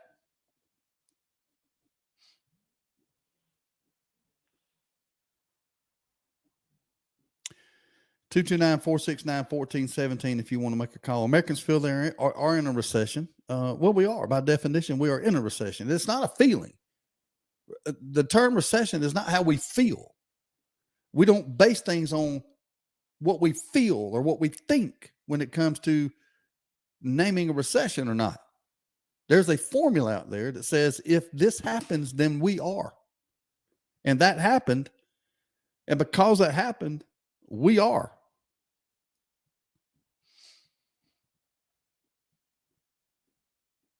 That's a good point by Aaron. Hell, why not endorse Dr. Oz? And we all know Oz ain't a constitutional conservative. Yeah, Dr. Oz is far from. Dr. Oz is just the lesser of two evils in that race with that guy, the one that had the stroke, that's recovering from it, that endorsed Bernie Sanders. I mean, I'm glad I don't live in Pennsylvania. That's a very bad choice to have right there. Very bad choice to be picking. But now Trump's endorsement of Oz, purely political, probably like this one. It's designed to get votes for one candidate so people won't vote for the other. That's all. It ain't got nothing to do with the Constitution there. And I know I'm preaching to the crowd or the choir with you. That ain't what it's all about for these politicians. It's about winning. You want to know why I know it's about winning? You know why I know that Donald Trump only cares about one thing? Well, I shouldn't say he only cares about one thing, but the primary thing he cares about, the number one thing, what's the number one thing that Donald Trump wants? He wants to beat his opponent. He wants to win the election. He wants to win the argument. He wants to win the day. How do I know that? Because he repeatedly tells me that. Listen to his quote. While it was my honor to beat him and beat him badly, Dan Golden has a wonderful future ahead. Larry Mitchell says winning. It's winning. You got to win. It don't matter who you win with. It don't matter what the person you win with stands for. It's winning. Now, I don't mean he didn't have some great goals. I but I do think his number one priority is Donald Trump. I'm sorry. I can only take him as what he's telling me. Do I think he cares about the country? Hell yeah. Do I think he wants to make it great? Hell yeah.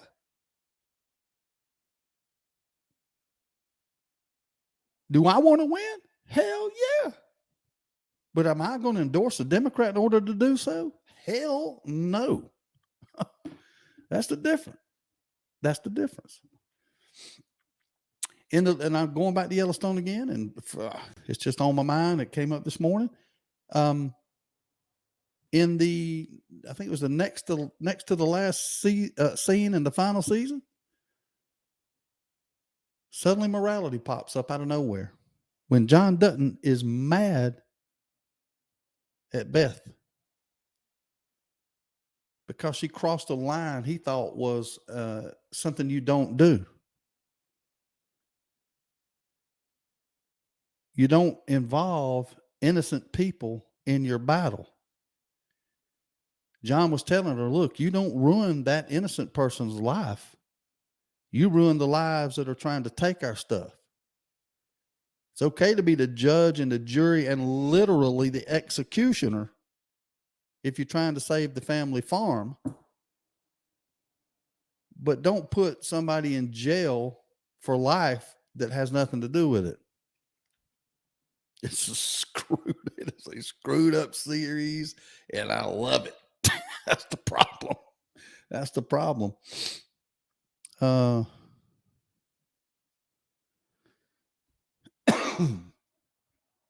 See, there's what would you call? I don't know what the word is. Ancillary, maybe. I don't know if that's a correct word or not. I'm from Hayhire, forgive me. There's some byproducts that come out of certain situations that are good.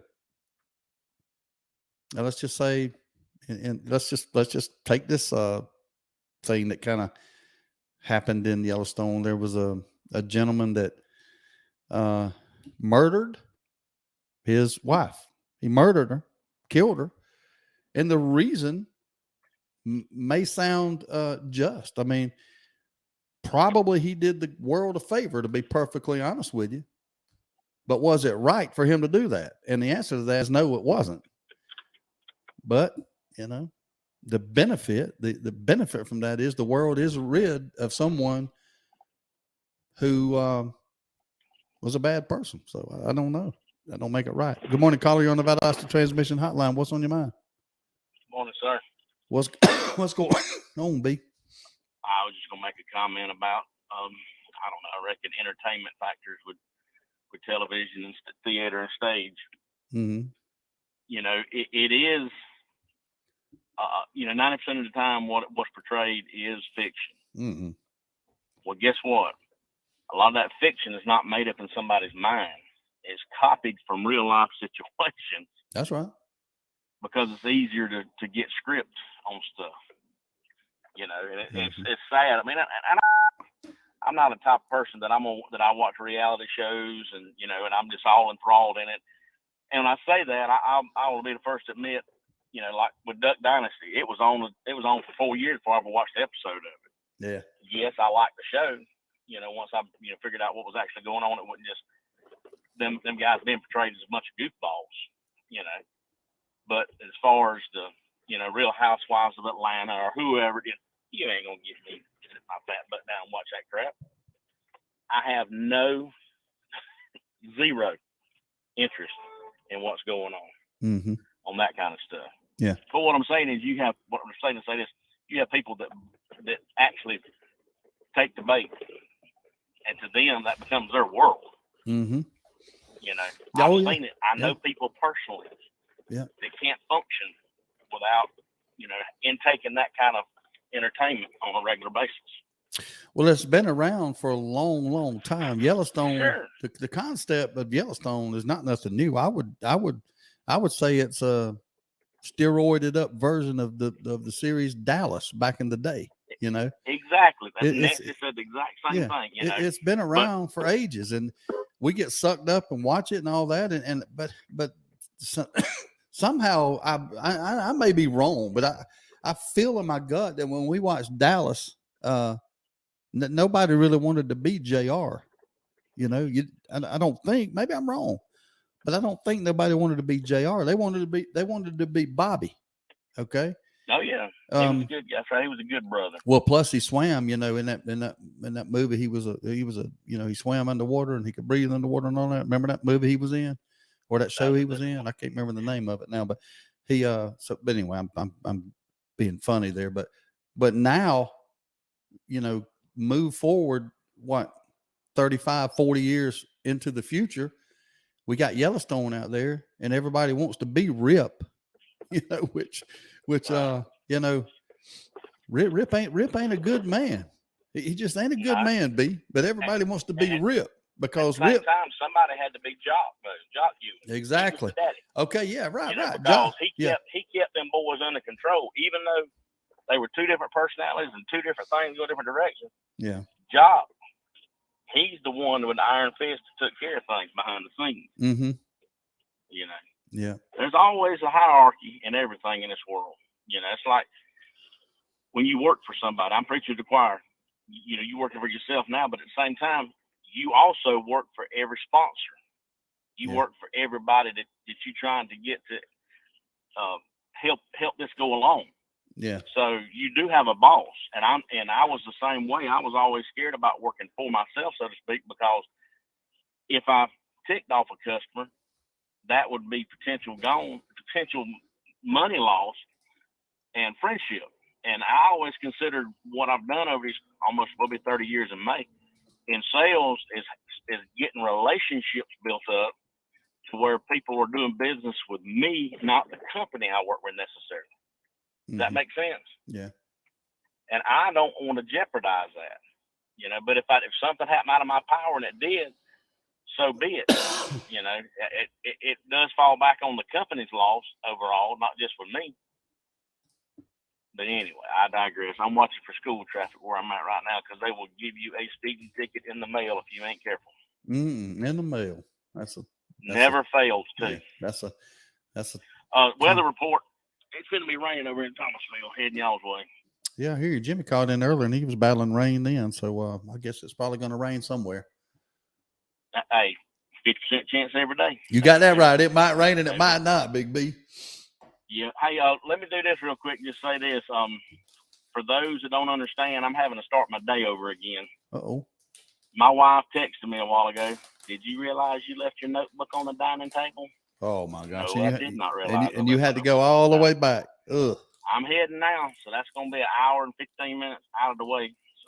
So my day is going to be long, y'all. So y'all bear with me. We'll I'm going to be right here listening, and I appreciate it. I'm glad you're feeling a little bit better. Yeah. And the vertigo ain't no joke. Mm-mm. I've seen people it's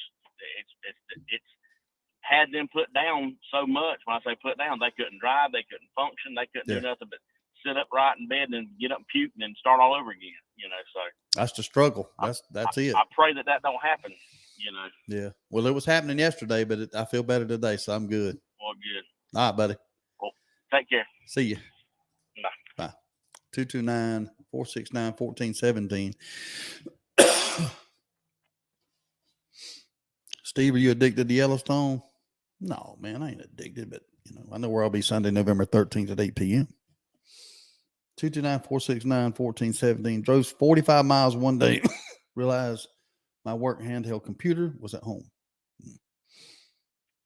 Hate it when that happens. Happened to Adrian too, she said.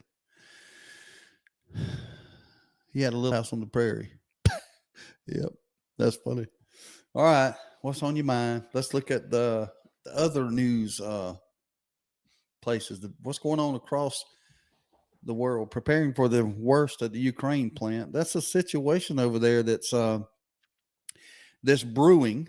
I don't know. The question is whether nuclear stuff is, leaking out there due to the Russians attacking it, bombing it, or it getting bombed, or is it leaking? We can't really get a good word in to there or good word from there as that goes. So they're just watching it. Well, here's some news that everybody needs to know. The mystery that's been all on our minds. I mean, it's been on our minds. It's a 500 million year old mystery. Scientists say they have solved an evolutionary mystery involving a 500 million year old microscopic spiny creature without a mouth, with a mouth, but no anus. I know y'all been wondering about that, but they've solved the mystery of the creature with no anus. Y'all can look that up if you wish. Blast rips took out of Kabul mosque, killing 21. Spike in illegal U.S. weapons fuels Haiti gang wars. Sorry about this cough, y'all. Pharmacists ordered to pay $650 million in a U.S. opioids lawsuit. Wait 1 minute, Steve. There's Sunday Night Football. That's NFL football, Mr. Fender. I'm not saying I won't watch it a little bit, but I'll watch Yellowstone over Sunday Night Football. I sure will. That must be Richard. It's full of doo-doo, one texter says. That maybe this is the mystery they solved. MSNBC. Representative Kinzinger has a message for Trump-loving pastors. if y'all want to read that. If Liz Cheney runs for president, it will not go well. Nope. Team Pence notes how it didn't improperly take classified documents. Rudy Giuliani testified yesterday. I'm going to take a quick break and see if I can't get myself to a better position here. Y'all hang in there. I will be right back.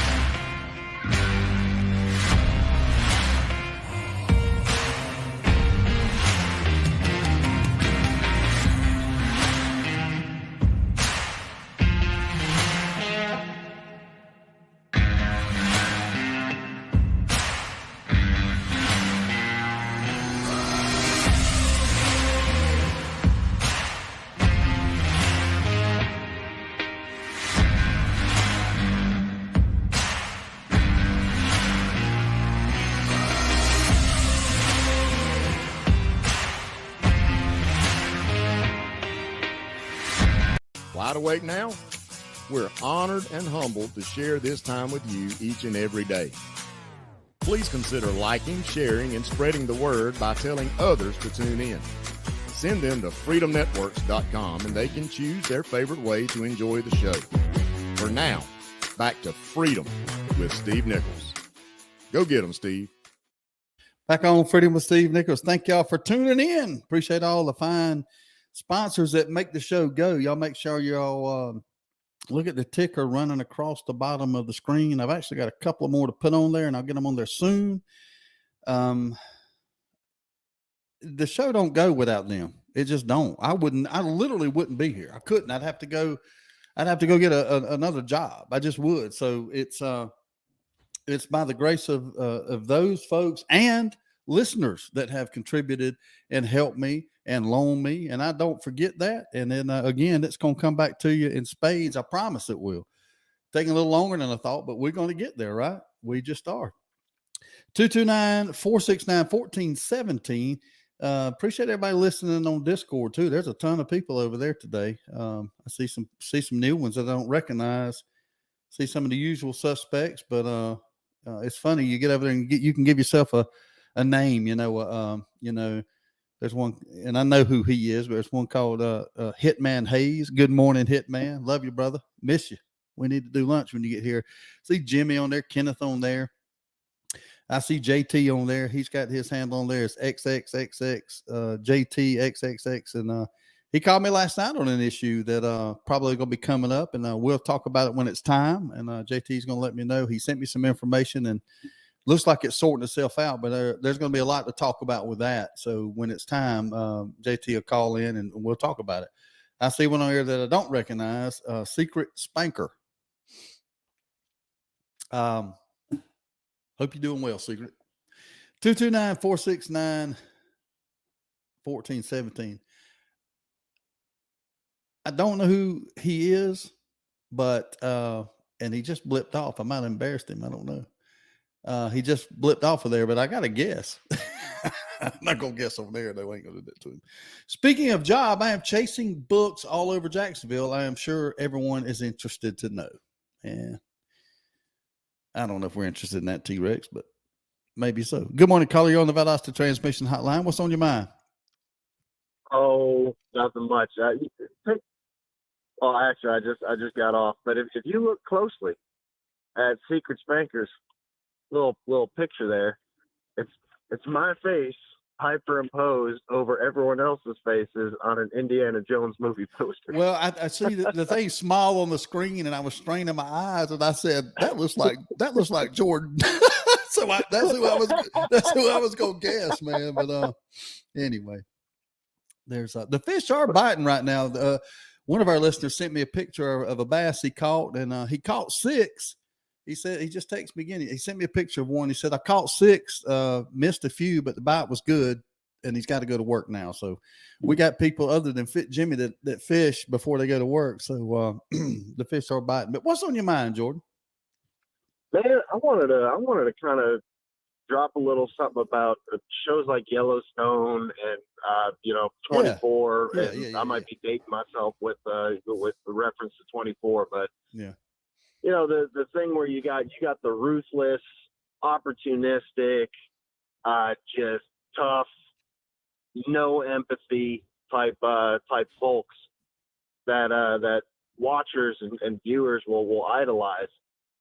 And what I gained from shows like that is just a little bit of food for thought of what would I do in the situation they were in, Mm-hmm. or if I was the victim of this situation, or if I was the oppressor in the situation, like how would I navigate? Yeah.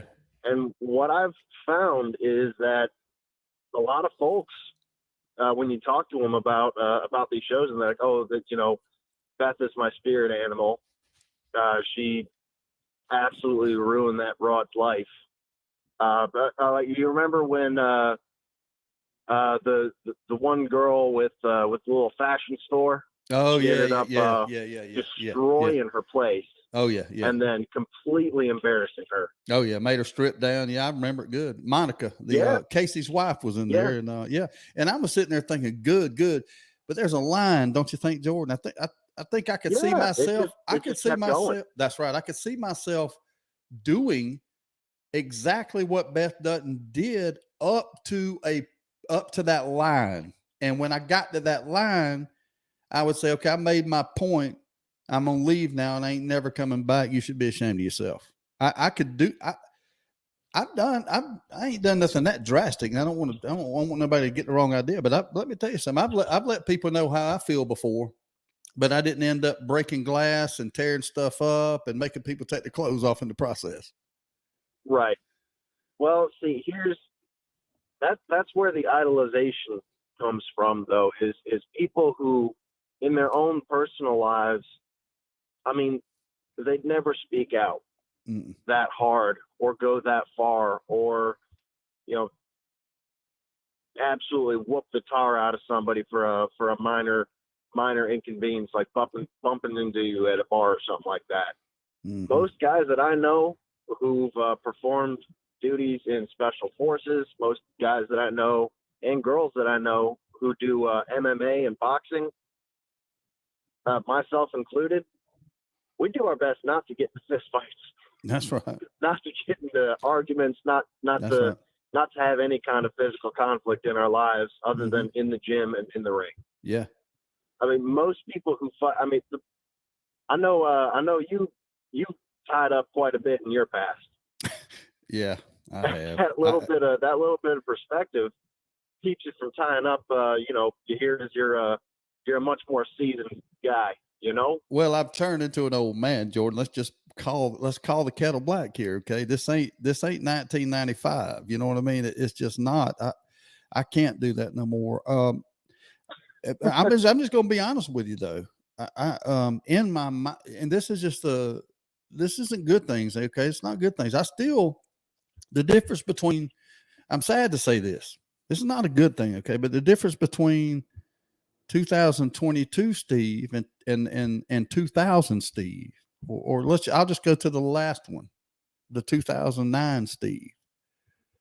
The difference between the 2022 Steve and the 2009 Steve is just 13 years. There's no, I'd love to say that I've grown up to the point that I would not handle my conflicts with my fists.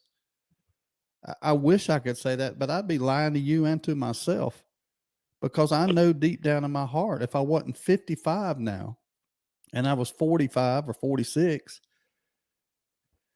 I'd probably, I mean, there's a situation that I'm in right now that I would probably sign off air at 9 and I'd probably be in a fight today. And that ain't a good thing. That ain't the way you handle things. And that Well, won't, no. See, that is a good thing because you are capable of performing that act, but you are choosing not to. yeah, That's the reason why a lot of folks go absolutely berserk and they absolutely take it too far when fighting somebody at work or in the schoolyard or something like that, is because they don't know their own strength. They don't know what they're capable of. They don't know how much damage they can do to somebody. mhm. You know what you're capable of, and you choose not to take it that far, but it's an option. It's always an option. Yeah. Always. That perspective is a good thing, man. It means that you have the self-restraint, you have the respect for your situation, and you have the forethought to say, this is an absolute last resort, but it is something that can happen. Yeah. So it's a The good thing. difference. Yeah. It's more defensive in nature now, I guess, which is a good thing. I mean, I'm not worried about the conversation because I can defend myself still, but, Mm-hmm. you know what I'm saying? I don't know. And I guess it's just growth. It's just different. We come from different walks of life. We went through different things. Some of us have training that others don't have. We you know, some of you, like you've been in the military. Some have not. Some have been in MMA. Some have not. Some have strapped on a football helmet. Some have not. Some are strong alpha males and some are not. You know, it's the world is made up with a bunch of people. And I think the common thread that makes it all work is that thing inside of you called your conscience. You know what I mean? Oh, yeah. We have a conscience. It allows us to watch Yellowstone and realize, man, that's just a TV show. It's not real. Ain't nobody down here acting like that or doing that. And our conscience separates us from that. I think. I don't know. I don't. Well, Do you? no, I mean, this is some deep you're stuff, and you're absolutely right. I'm like Mary. We are. Ain't no, we are over analyzing it, but that's just what we do. We over analyze the piss out of everything in our lives. That's what we do here on the Freedom Show. Yeah, that's what I do. I over analyze everything, and that's what I'm doing today. But I think there's a message in there. You know, I mean, you sound like a smart guy. You've thought about this very deeply. Do you have any formal gynecological training in this matter?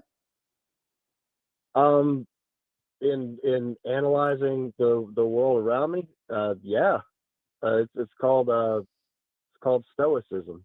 The philosophy of stoicism combined with the philosophy of pragmatism. But let's be honest, it don't have anything to do with gynecology. No, not gynecology. All I know is minor technical training that was not overseen by professionals and is frankly nothing that I should ever instruct anybody else on, because I've been doing it wrong. Yeah, I'm going to lose my license in a couple of years. Oh man, my license on that kind of thing was revoked years ago. So I hope I've not ruined anyone's lives in the process with any kind of bad advice that I gave in relationships or what have you. But you know, I think Renee's right. She says, correct. We need that escape from reality. I think that's what it's about. I think we all have encountered issues where we'd love to take someone to the train station, but we know we can't do that. But we kind of want to know, well, what would it be like if we could do that? And that's why we watch Yellowstone. So yeah, I mean, but in real life, there are these wonderful things called consequences, where these days you can't hardly yell at somebody or look at them the wrong way without getting charges brought up on you. So you got to accept the fact that this is something you are going to go to jail for. Yeah, that's right. That's right. whether right. it's a week or 5 years. You're going to go to jail for it. Accept that. And if you're okay with that consequence, to put your life and everybody else's life on hold that's being supported by you, Yeah. then there you go. That's the answer. Violence is the answer. Yep. It's an answer. It ain't always the right answer, but it is an answer indeed. Thank you, Jordan. I appreciate the call, brother. All Good right. stuff, man. Yeah, be good, brother. See you, Secret Spanker. 229-469-1417. He didn't hear that last part. You know, in talk radio or podcast, whatever it is I do, I don't even know what I do. I don't know what you call it officially, but on my program, if somebody like hadn't listened all morning and they just randomly tune in at 8:26 a.m., I bet they're lost as Big B would say, a term out in a yo-yo. I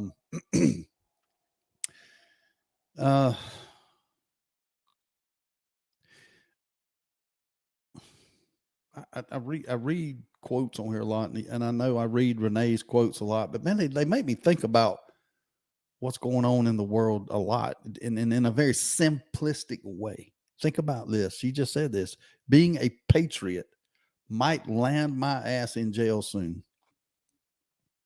Renee, I would say that's a good thing. And I think we need more people in that position, to where they're one wrong move away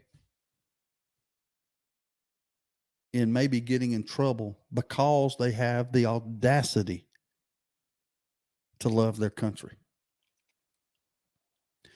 I want to be a target, Renee. I'm just going to be honest with you. I want to be a target. I want more of us to be targets. What I mean by that, if flying the American flag, wearing a shirt that says freedom across it, having a bumper sticker that says show your colors, red, white, and blue. I wrote that down. I'm going to work on a sticker. I'm going to work on a sticker for the listeners of this show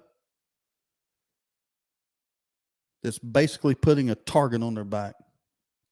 And I want you to fly it and stick it proudly, okay? And I ain't going to charge you for it.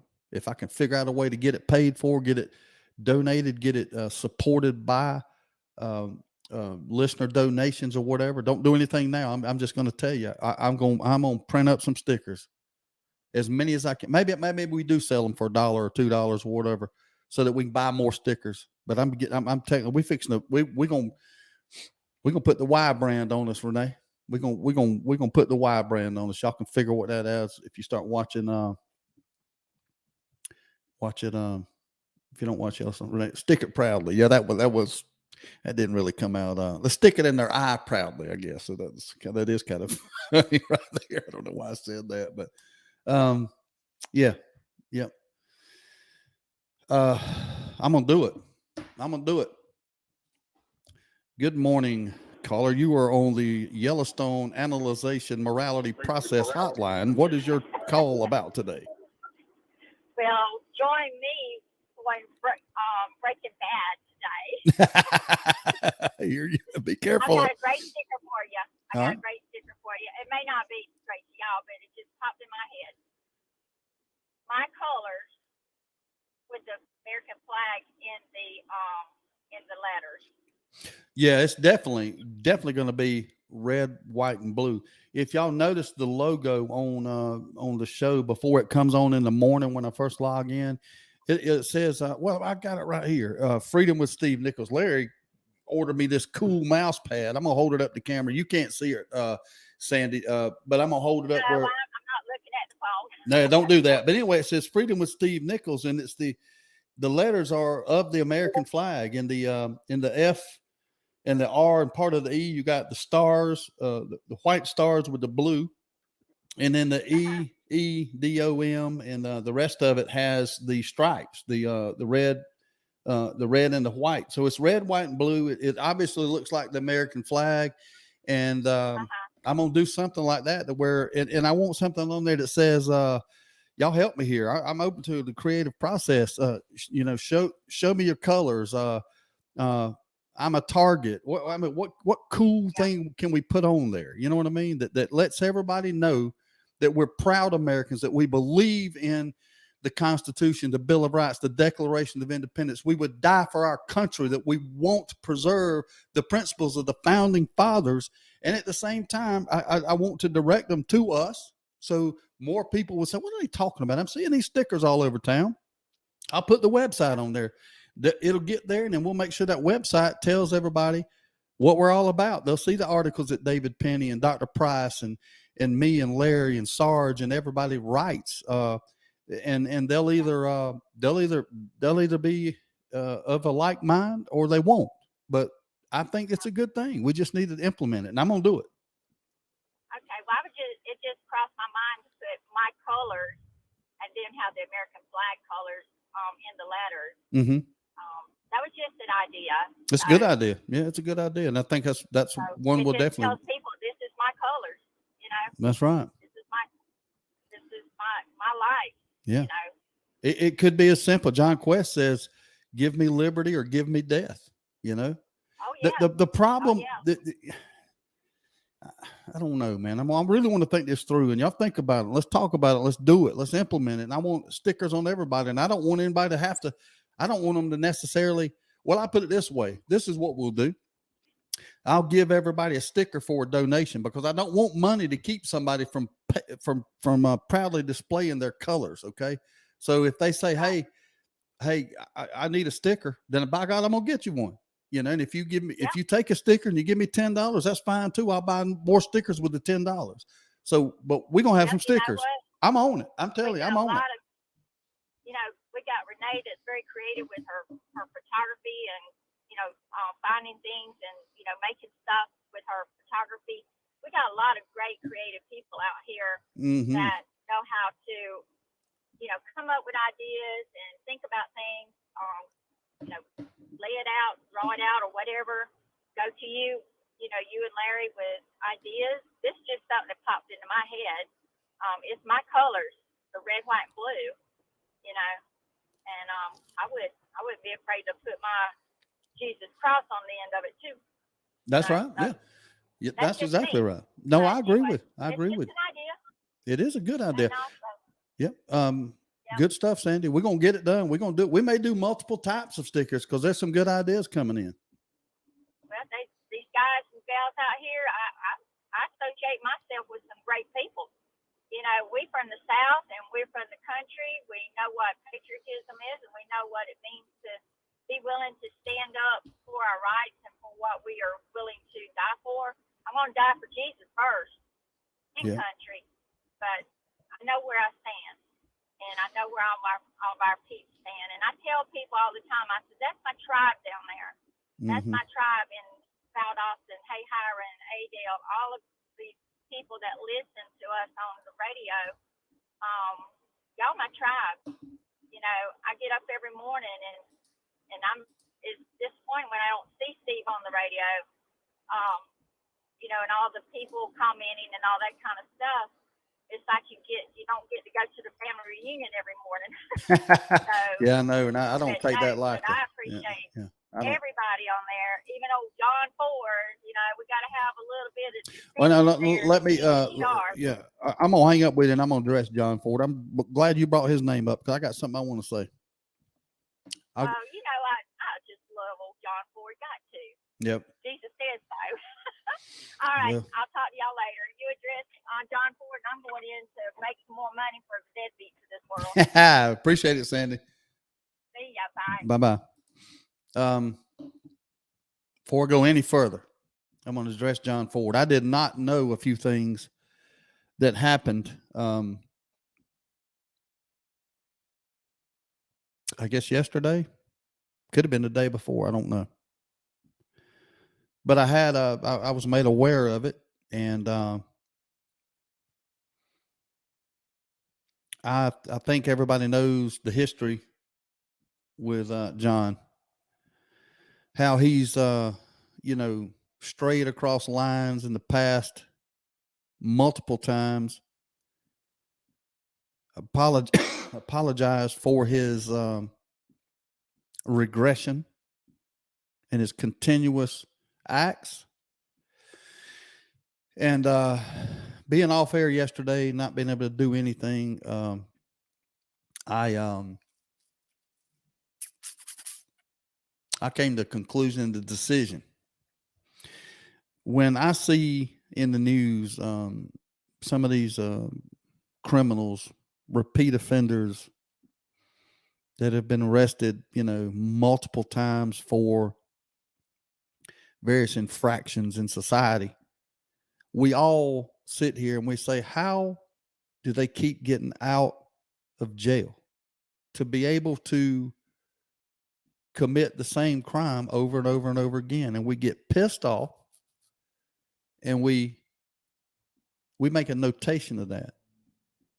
Then we start thinking about our rights and our freedoms. We think about our right to keep and bear arms, the Second Amendment, our right to free speech. We think about all these things.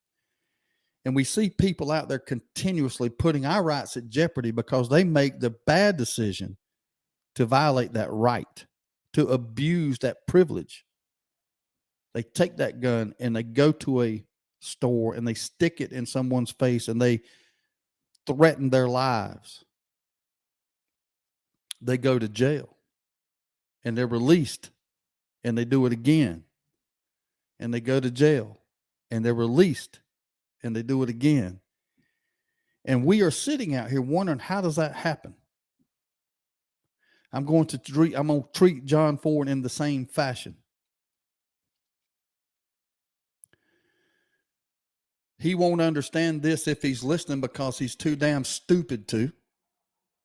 But what John has done, metaphorically, is he stuck the gun in my face and I let him out of jail. And he stuck the gun in my face again and I let him out of jail.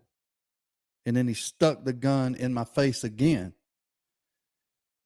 As God as my witness, his ass will not get out of jail ever again. Ever. What he will do is he will create a Facebook page to get around the system. And as soon as he shows his face, he'll be deleted. Every single time. When he calls in, as soon as I hear the sound of his voice, I will hang up on him. I'm putting him in jail. He'll never get out again, ever. I give you my word that he won't. For you Yellowstone fans, if you need John Ford, you'll find him at the train station. And that's all I've got to say about that. Good morning, caller. You're on the Valdosta Transmission Hotline. What's on your mind? Well, that's pretty interesting comments you just made, and I support you 100% in it. Thank you, sir. Now, nobody's brought up the character of Jimmy. Why not? Jimmy is that is a great point. Jimmy is in many ways my favorite character. Well, mine too. Yeah. I won't tell you why. Tell me why. I could probably play Jimmy. Oh, really? He is inept in cowboy ways in every way. But man, those writers throw the hottest cowgirls at him. Yeah. And you know, I'm Jimmy, baby. Give me Jimmy. Give me Jimmy over any one of them. I'm with you. Jimmy's a very wholesome, simple. He's known as a dipshit on the show, which is one of my favorite words ever. I know it's not proper, but it is. I just like that word for some reason. When I call somebody that, it's a very demeaning, not flattering term. I would call John Ford a dipshit, but well, you'd be correct. That's right. Now, Jimmy, he was one, but then he's not one anymore. He's not the sharpest tool in the shed. He's not a looker, but for some reason, he ain't got no problem with the ladies. And I don't know why that is, but Jimmy's a wholesome guy. I like Jimmy. One of my favorite characters on Yellowstone, no doubt. Yeah, well, mine too. And that just kind of shocked me when they kept writing in these really nice looking cowgirls. Yeah. But yeah, there's another series. It's on Amazon Prime. It's very interesting. Mm-hmm. It's unfortunately vulgar in the dialogue, as so many things are these days. But I don't think I ever heard him use the Lord's name in vain on it, which is a positive. But it stars Billy Bob Thornton, and the name of the series is Goliath. Goliath? Okay. I've not heard. Goliath. And Uh-huh. Billy Bob is a down and out, one-time, big-time lawyer. He's a hopeless alcoholic. But through the series, he's the champion of the little guy. And if anybody's got Amazon Prime out there and or a fan of Billy Bob, it's very interesting. 4 seasons. Don't take too long to binge it. But yeah, we watched it all, and we were able to get through the vulgarity of it. But the story is pretty dang interesting. I'll have to check that one out. Sure will. Sure will. Okay, well, thumbs up for Jimmy. All right, man. See ya. You and hey, 2 Jimmys. Two Jimmys. Yeah, that's right. We got. Yellowstone's Jimmy and our Jimmy. That's right. Scooterville's Jimmy. There you go. All right, man. See you. Bye. Bye. 229-469-1417. Mary says, I know this is unpopular, but I don't want to give up on him.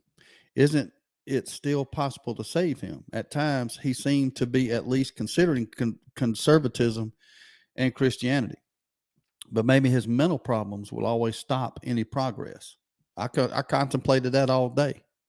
I believe my job as a disciple of Jesus is to forgive, be quick to forgive. I believe it's my job to be a fisher of men. And I won't give up on John. I won't stop praying for John. I've told John about Jesus. I've shown him mercy. I've forgiven him. I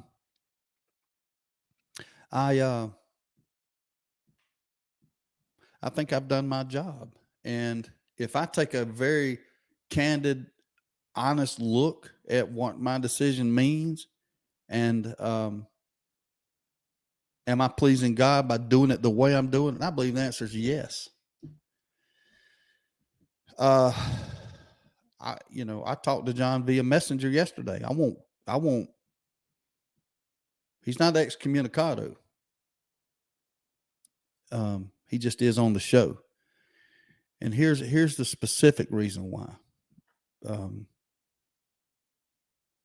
And I'm not asking anybody to agree with me. I'm just telling you. I'm telling you it's my decision, and I'm going to stick with it. When John attacks me, that's one thing. I don't have a problem with it necessarily. What I mean by is if he was just attacking me, probably hang in there with him a little longer. But when he attacks my listeners, that's a different story. And he attacked one of them's wife in a nasty way. And that was the straw that broke the camel's back.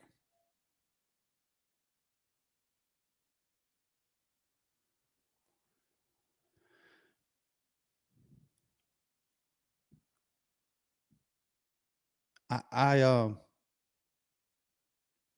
probably more mad at him about that than I am anything he's ever said to me. And y'all know the history. Y'all know what he said to me and about me. The fun he made of my personal situation when I was in pain. That's one thing. But when he attacked Laura, Aaron's wife, that's it. He's done. And he ain't coming back. Not to the page. Not to the program. It's just not. And my decision's been made, and I ain't taking it back. I just ain't. Y'all don't have to agree with it. You don't. I've always been quick to forgive, and I've forgiven him more times, and I could forgive him now if it was me. I was worried about it. It's just not. I can't forgive him.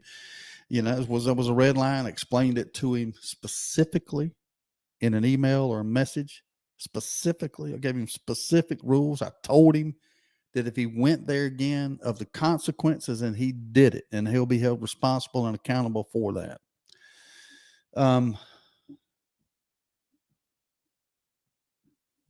Jim says, been puzzled for a long time why Steve continued to be so polite to John Ford. It's because of what Mary said.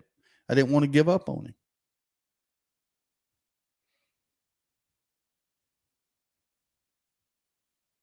I don't want to give up on him now, but if we talk more, it'll be over email, private message, but it won't be through this show. And that's all I'm going to say about it. 229-469-1417. If you've got anything you want to talk about, Joe Bakanovic, he'll be coming on at 9:05 right after me. So if you're on Facebook, you can kind of just stay right where you're at. He'll pop up. If you are listening at freedomnetworks.com, which I hope a lot of y'all are, he'll log in there and be on at about 9:05. So just look for him. You'll find him pretty easy. No big deal to get there. And man, he brings a lot of facts. He brings his opinion. He backs his opinion up with facts. He tells you how he got there. He shows you the sources. It's very good of it and or at it. It's up to you to digest it, make your own decision. 229-469-1417. Remember that lady that had 8 babies? Octomom, I think they called her. Nadia Suleman. She posted a picture of herself and her 8 children, and they're going in the 8th grade.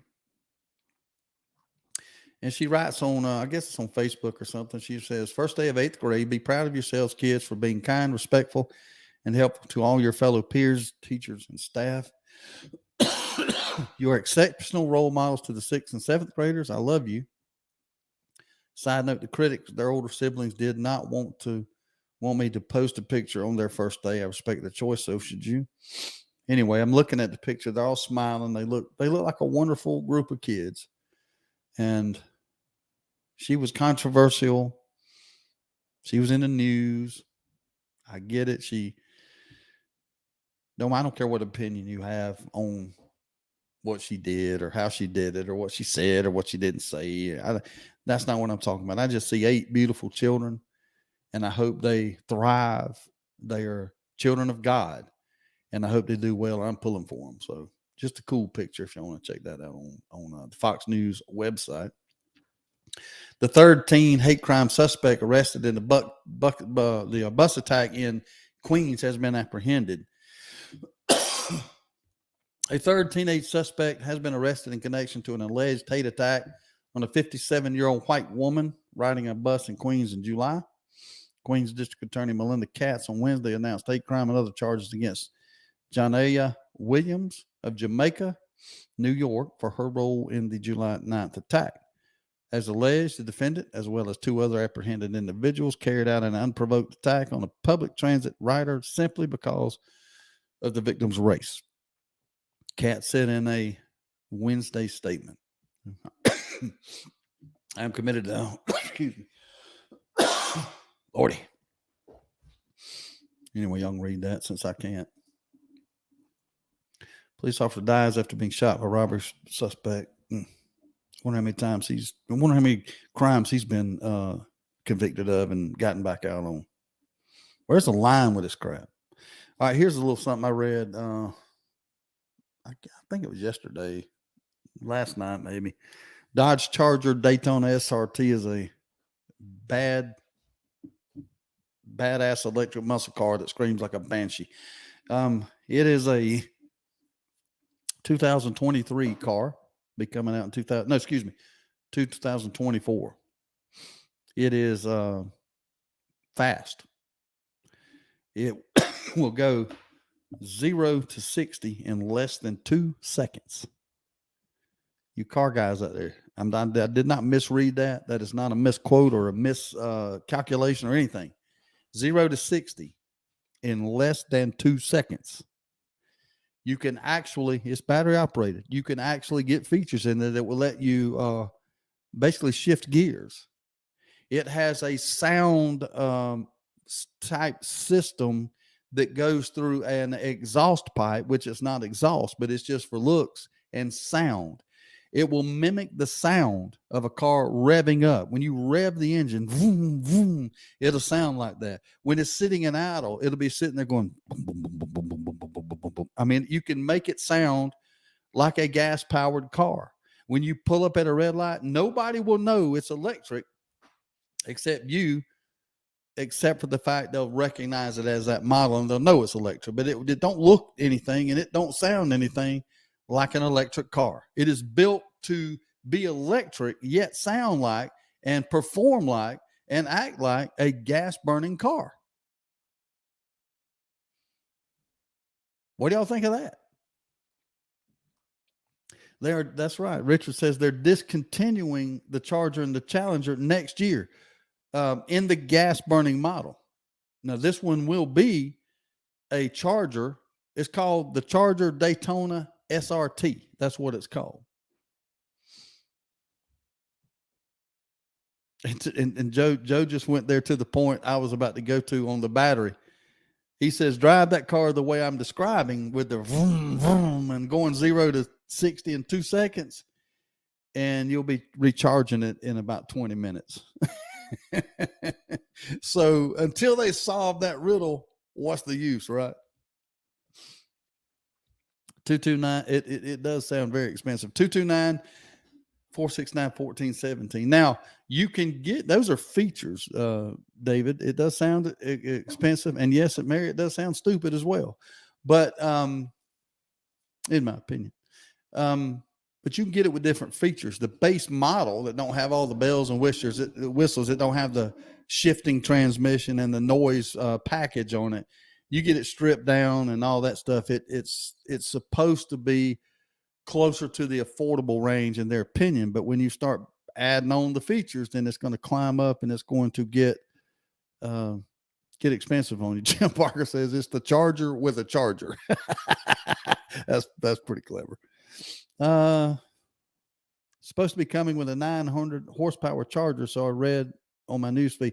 Well, this one is very close to this, probably the one you're talking about, Aaron. It's let's see, the horsepower in this one is actually, let me find it. It is actually well, I can't find it. When you know it. It's 800, it's close to 900. It's 800 and something horsepower. If you max the package out, I think it's like 888 horsepower or something like that. The base model is about 810 or something. I don't remember. You can read up more about it, but it's a lot of horsepower coming from a battery operated unit. But Sherry Powell says she would prefer stealth mode. Yeah, I mean, to me, that's the only advantage. Or I shouldn't say the only, or that's one of the, and I wouldn't say it's an advantage. That's a little, man, I don't know. But anyway, thinking about deer hunting, you buy a Ford Lightning. One of the things, I probably would never buy one, but if I did, one of the things I would celebrate is the quietness of it. You know, when you're slipping into the woods early in the morning, going to your deer stand, maybe I could drive a little closer, not have to walk as far because I had an electric vehicle, right? Not all of us can sit on the front porch and sip coffee and deer hunt like Aaron. We're not all blessed like that. So the quietness to me, I'm like Sherry, the quietness to me is a plus. But I don't know. Steve, that reminds me of the Mattel toy you could put on your Schwinn or Huffy to make it sound like a motorcycle. Yeah, I remember that. I never could get one, but anyway.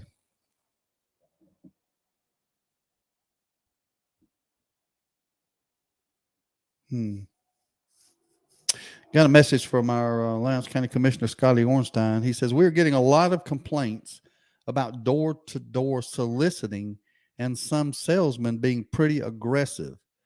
Vivint, V-I-V-I-N-T. I've never really heard the correct pronunciation of that word. I've seen it a bunch of times, but Vivint is the main one. May tell listeners to contact the sheriff's office if they experience this. So y'all be on the lookout for that. And I appreciate you letting me know that, Scotty. We used to put playing cards on the spokes. That's right. We did that too. Making them noise makers. Showing your age again, RT. Yeah, that's what we do when we get this age. Adrian says that company is terrible. We had an issue with them. So if y'all get that, y'all call the sheriff's department like Scott has suggested and report them. That's one thing I just don't like. I don't like door-to-door solicitation. I just don't. There's too many other ways to contact people this day and time. You can send them something in the mail. You can call them on the phone, which I don't like that neither, but that's better than them showing up at your door, giving you some sales pitch and then trying to put the clamp on you. That don't work well. Now it ain't never happened where I live now because I'm, kind of back off the beaten path. But when I lived in town, man, at first I hated it, but then I sort of got to enjoying it, running them off, telling them, it's probably a good thing I wasn't watching Beth Dutton in. I might have spoke to him in a different way under the influence of the Beth Dutton speak, but I had a good time getting rid of them. 229-469-1417.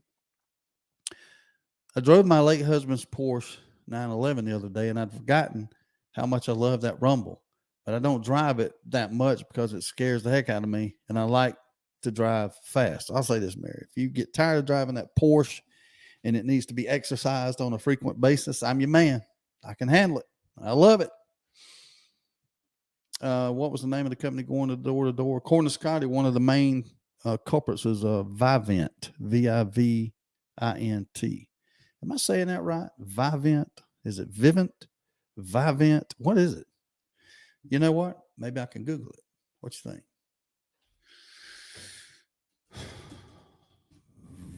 Vivint. It's in Valdosta. It's a home security system. So they probably got a good product, probably a good company. Probably just an over-aggressive sales team, maybe. I don't know how you pronounce that word, but I don't know. Let me do some more research. And I don't want to pick on a company, a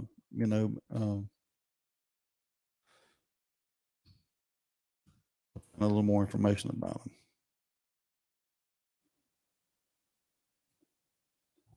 See if they got a website. They do. Y'all hold on. I'm about to get out of here anyway, but y'all hold on a minute here. Yeah, I ain't gonna be able to find out much to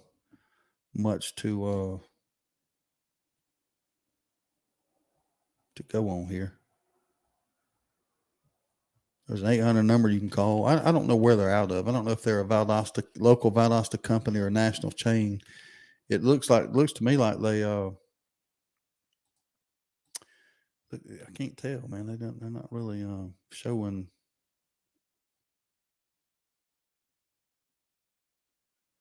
I don't know where they're out of. I could find it, but I'm not going to take enough time anyway. I got to get some kind of camera up at my house. Renee says,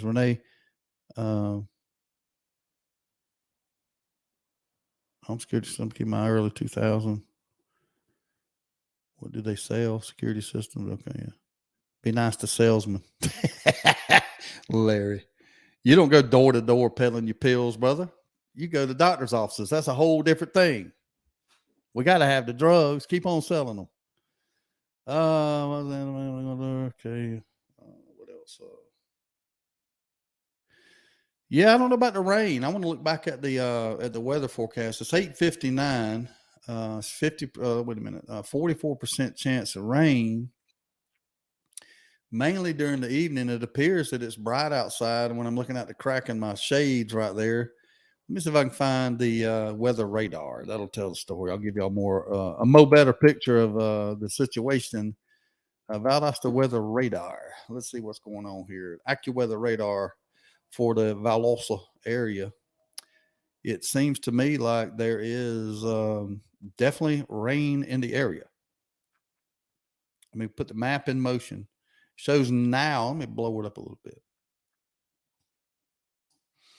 It shows rain in Tifton, Moultrie, on the edge of Valdosta.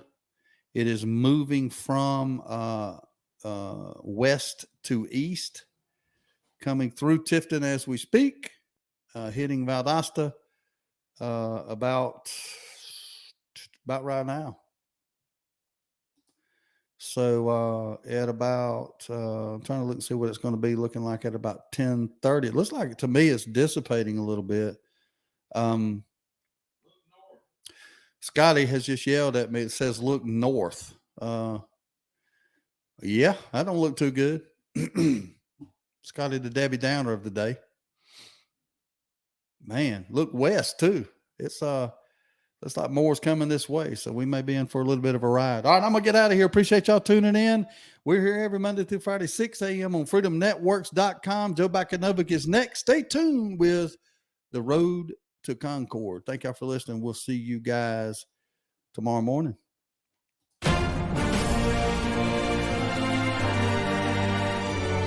We at Freedom with Steve Nichols want to thank each and every one of you for listening. Together, we will protect, defend, and promote the freedom as our founding fathers envisioned. We believe in the spirit of the Declaration of Independence and strive to protect that spirit daily. Please thank and utilize the goods and services of our sponsors and advertisers every chance you get. For now, we bid you farewell. Have a great day.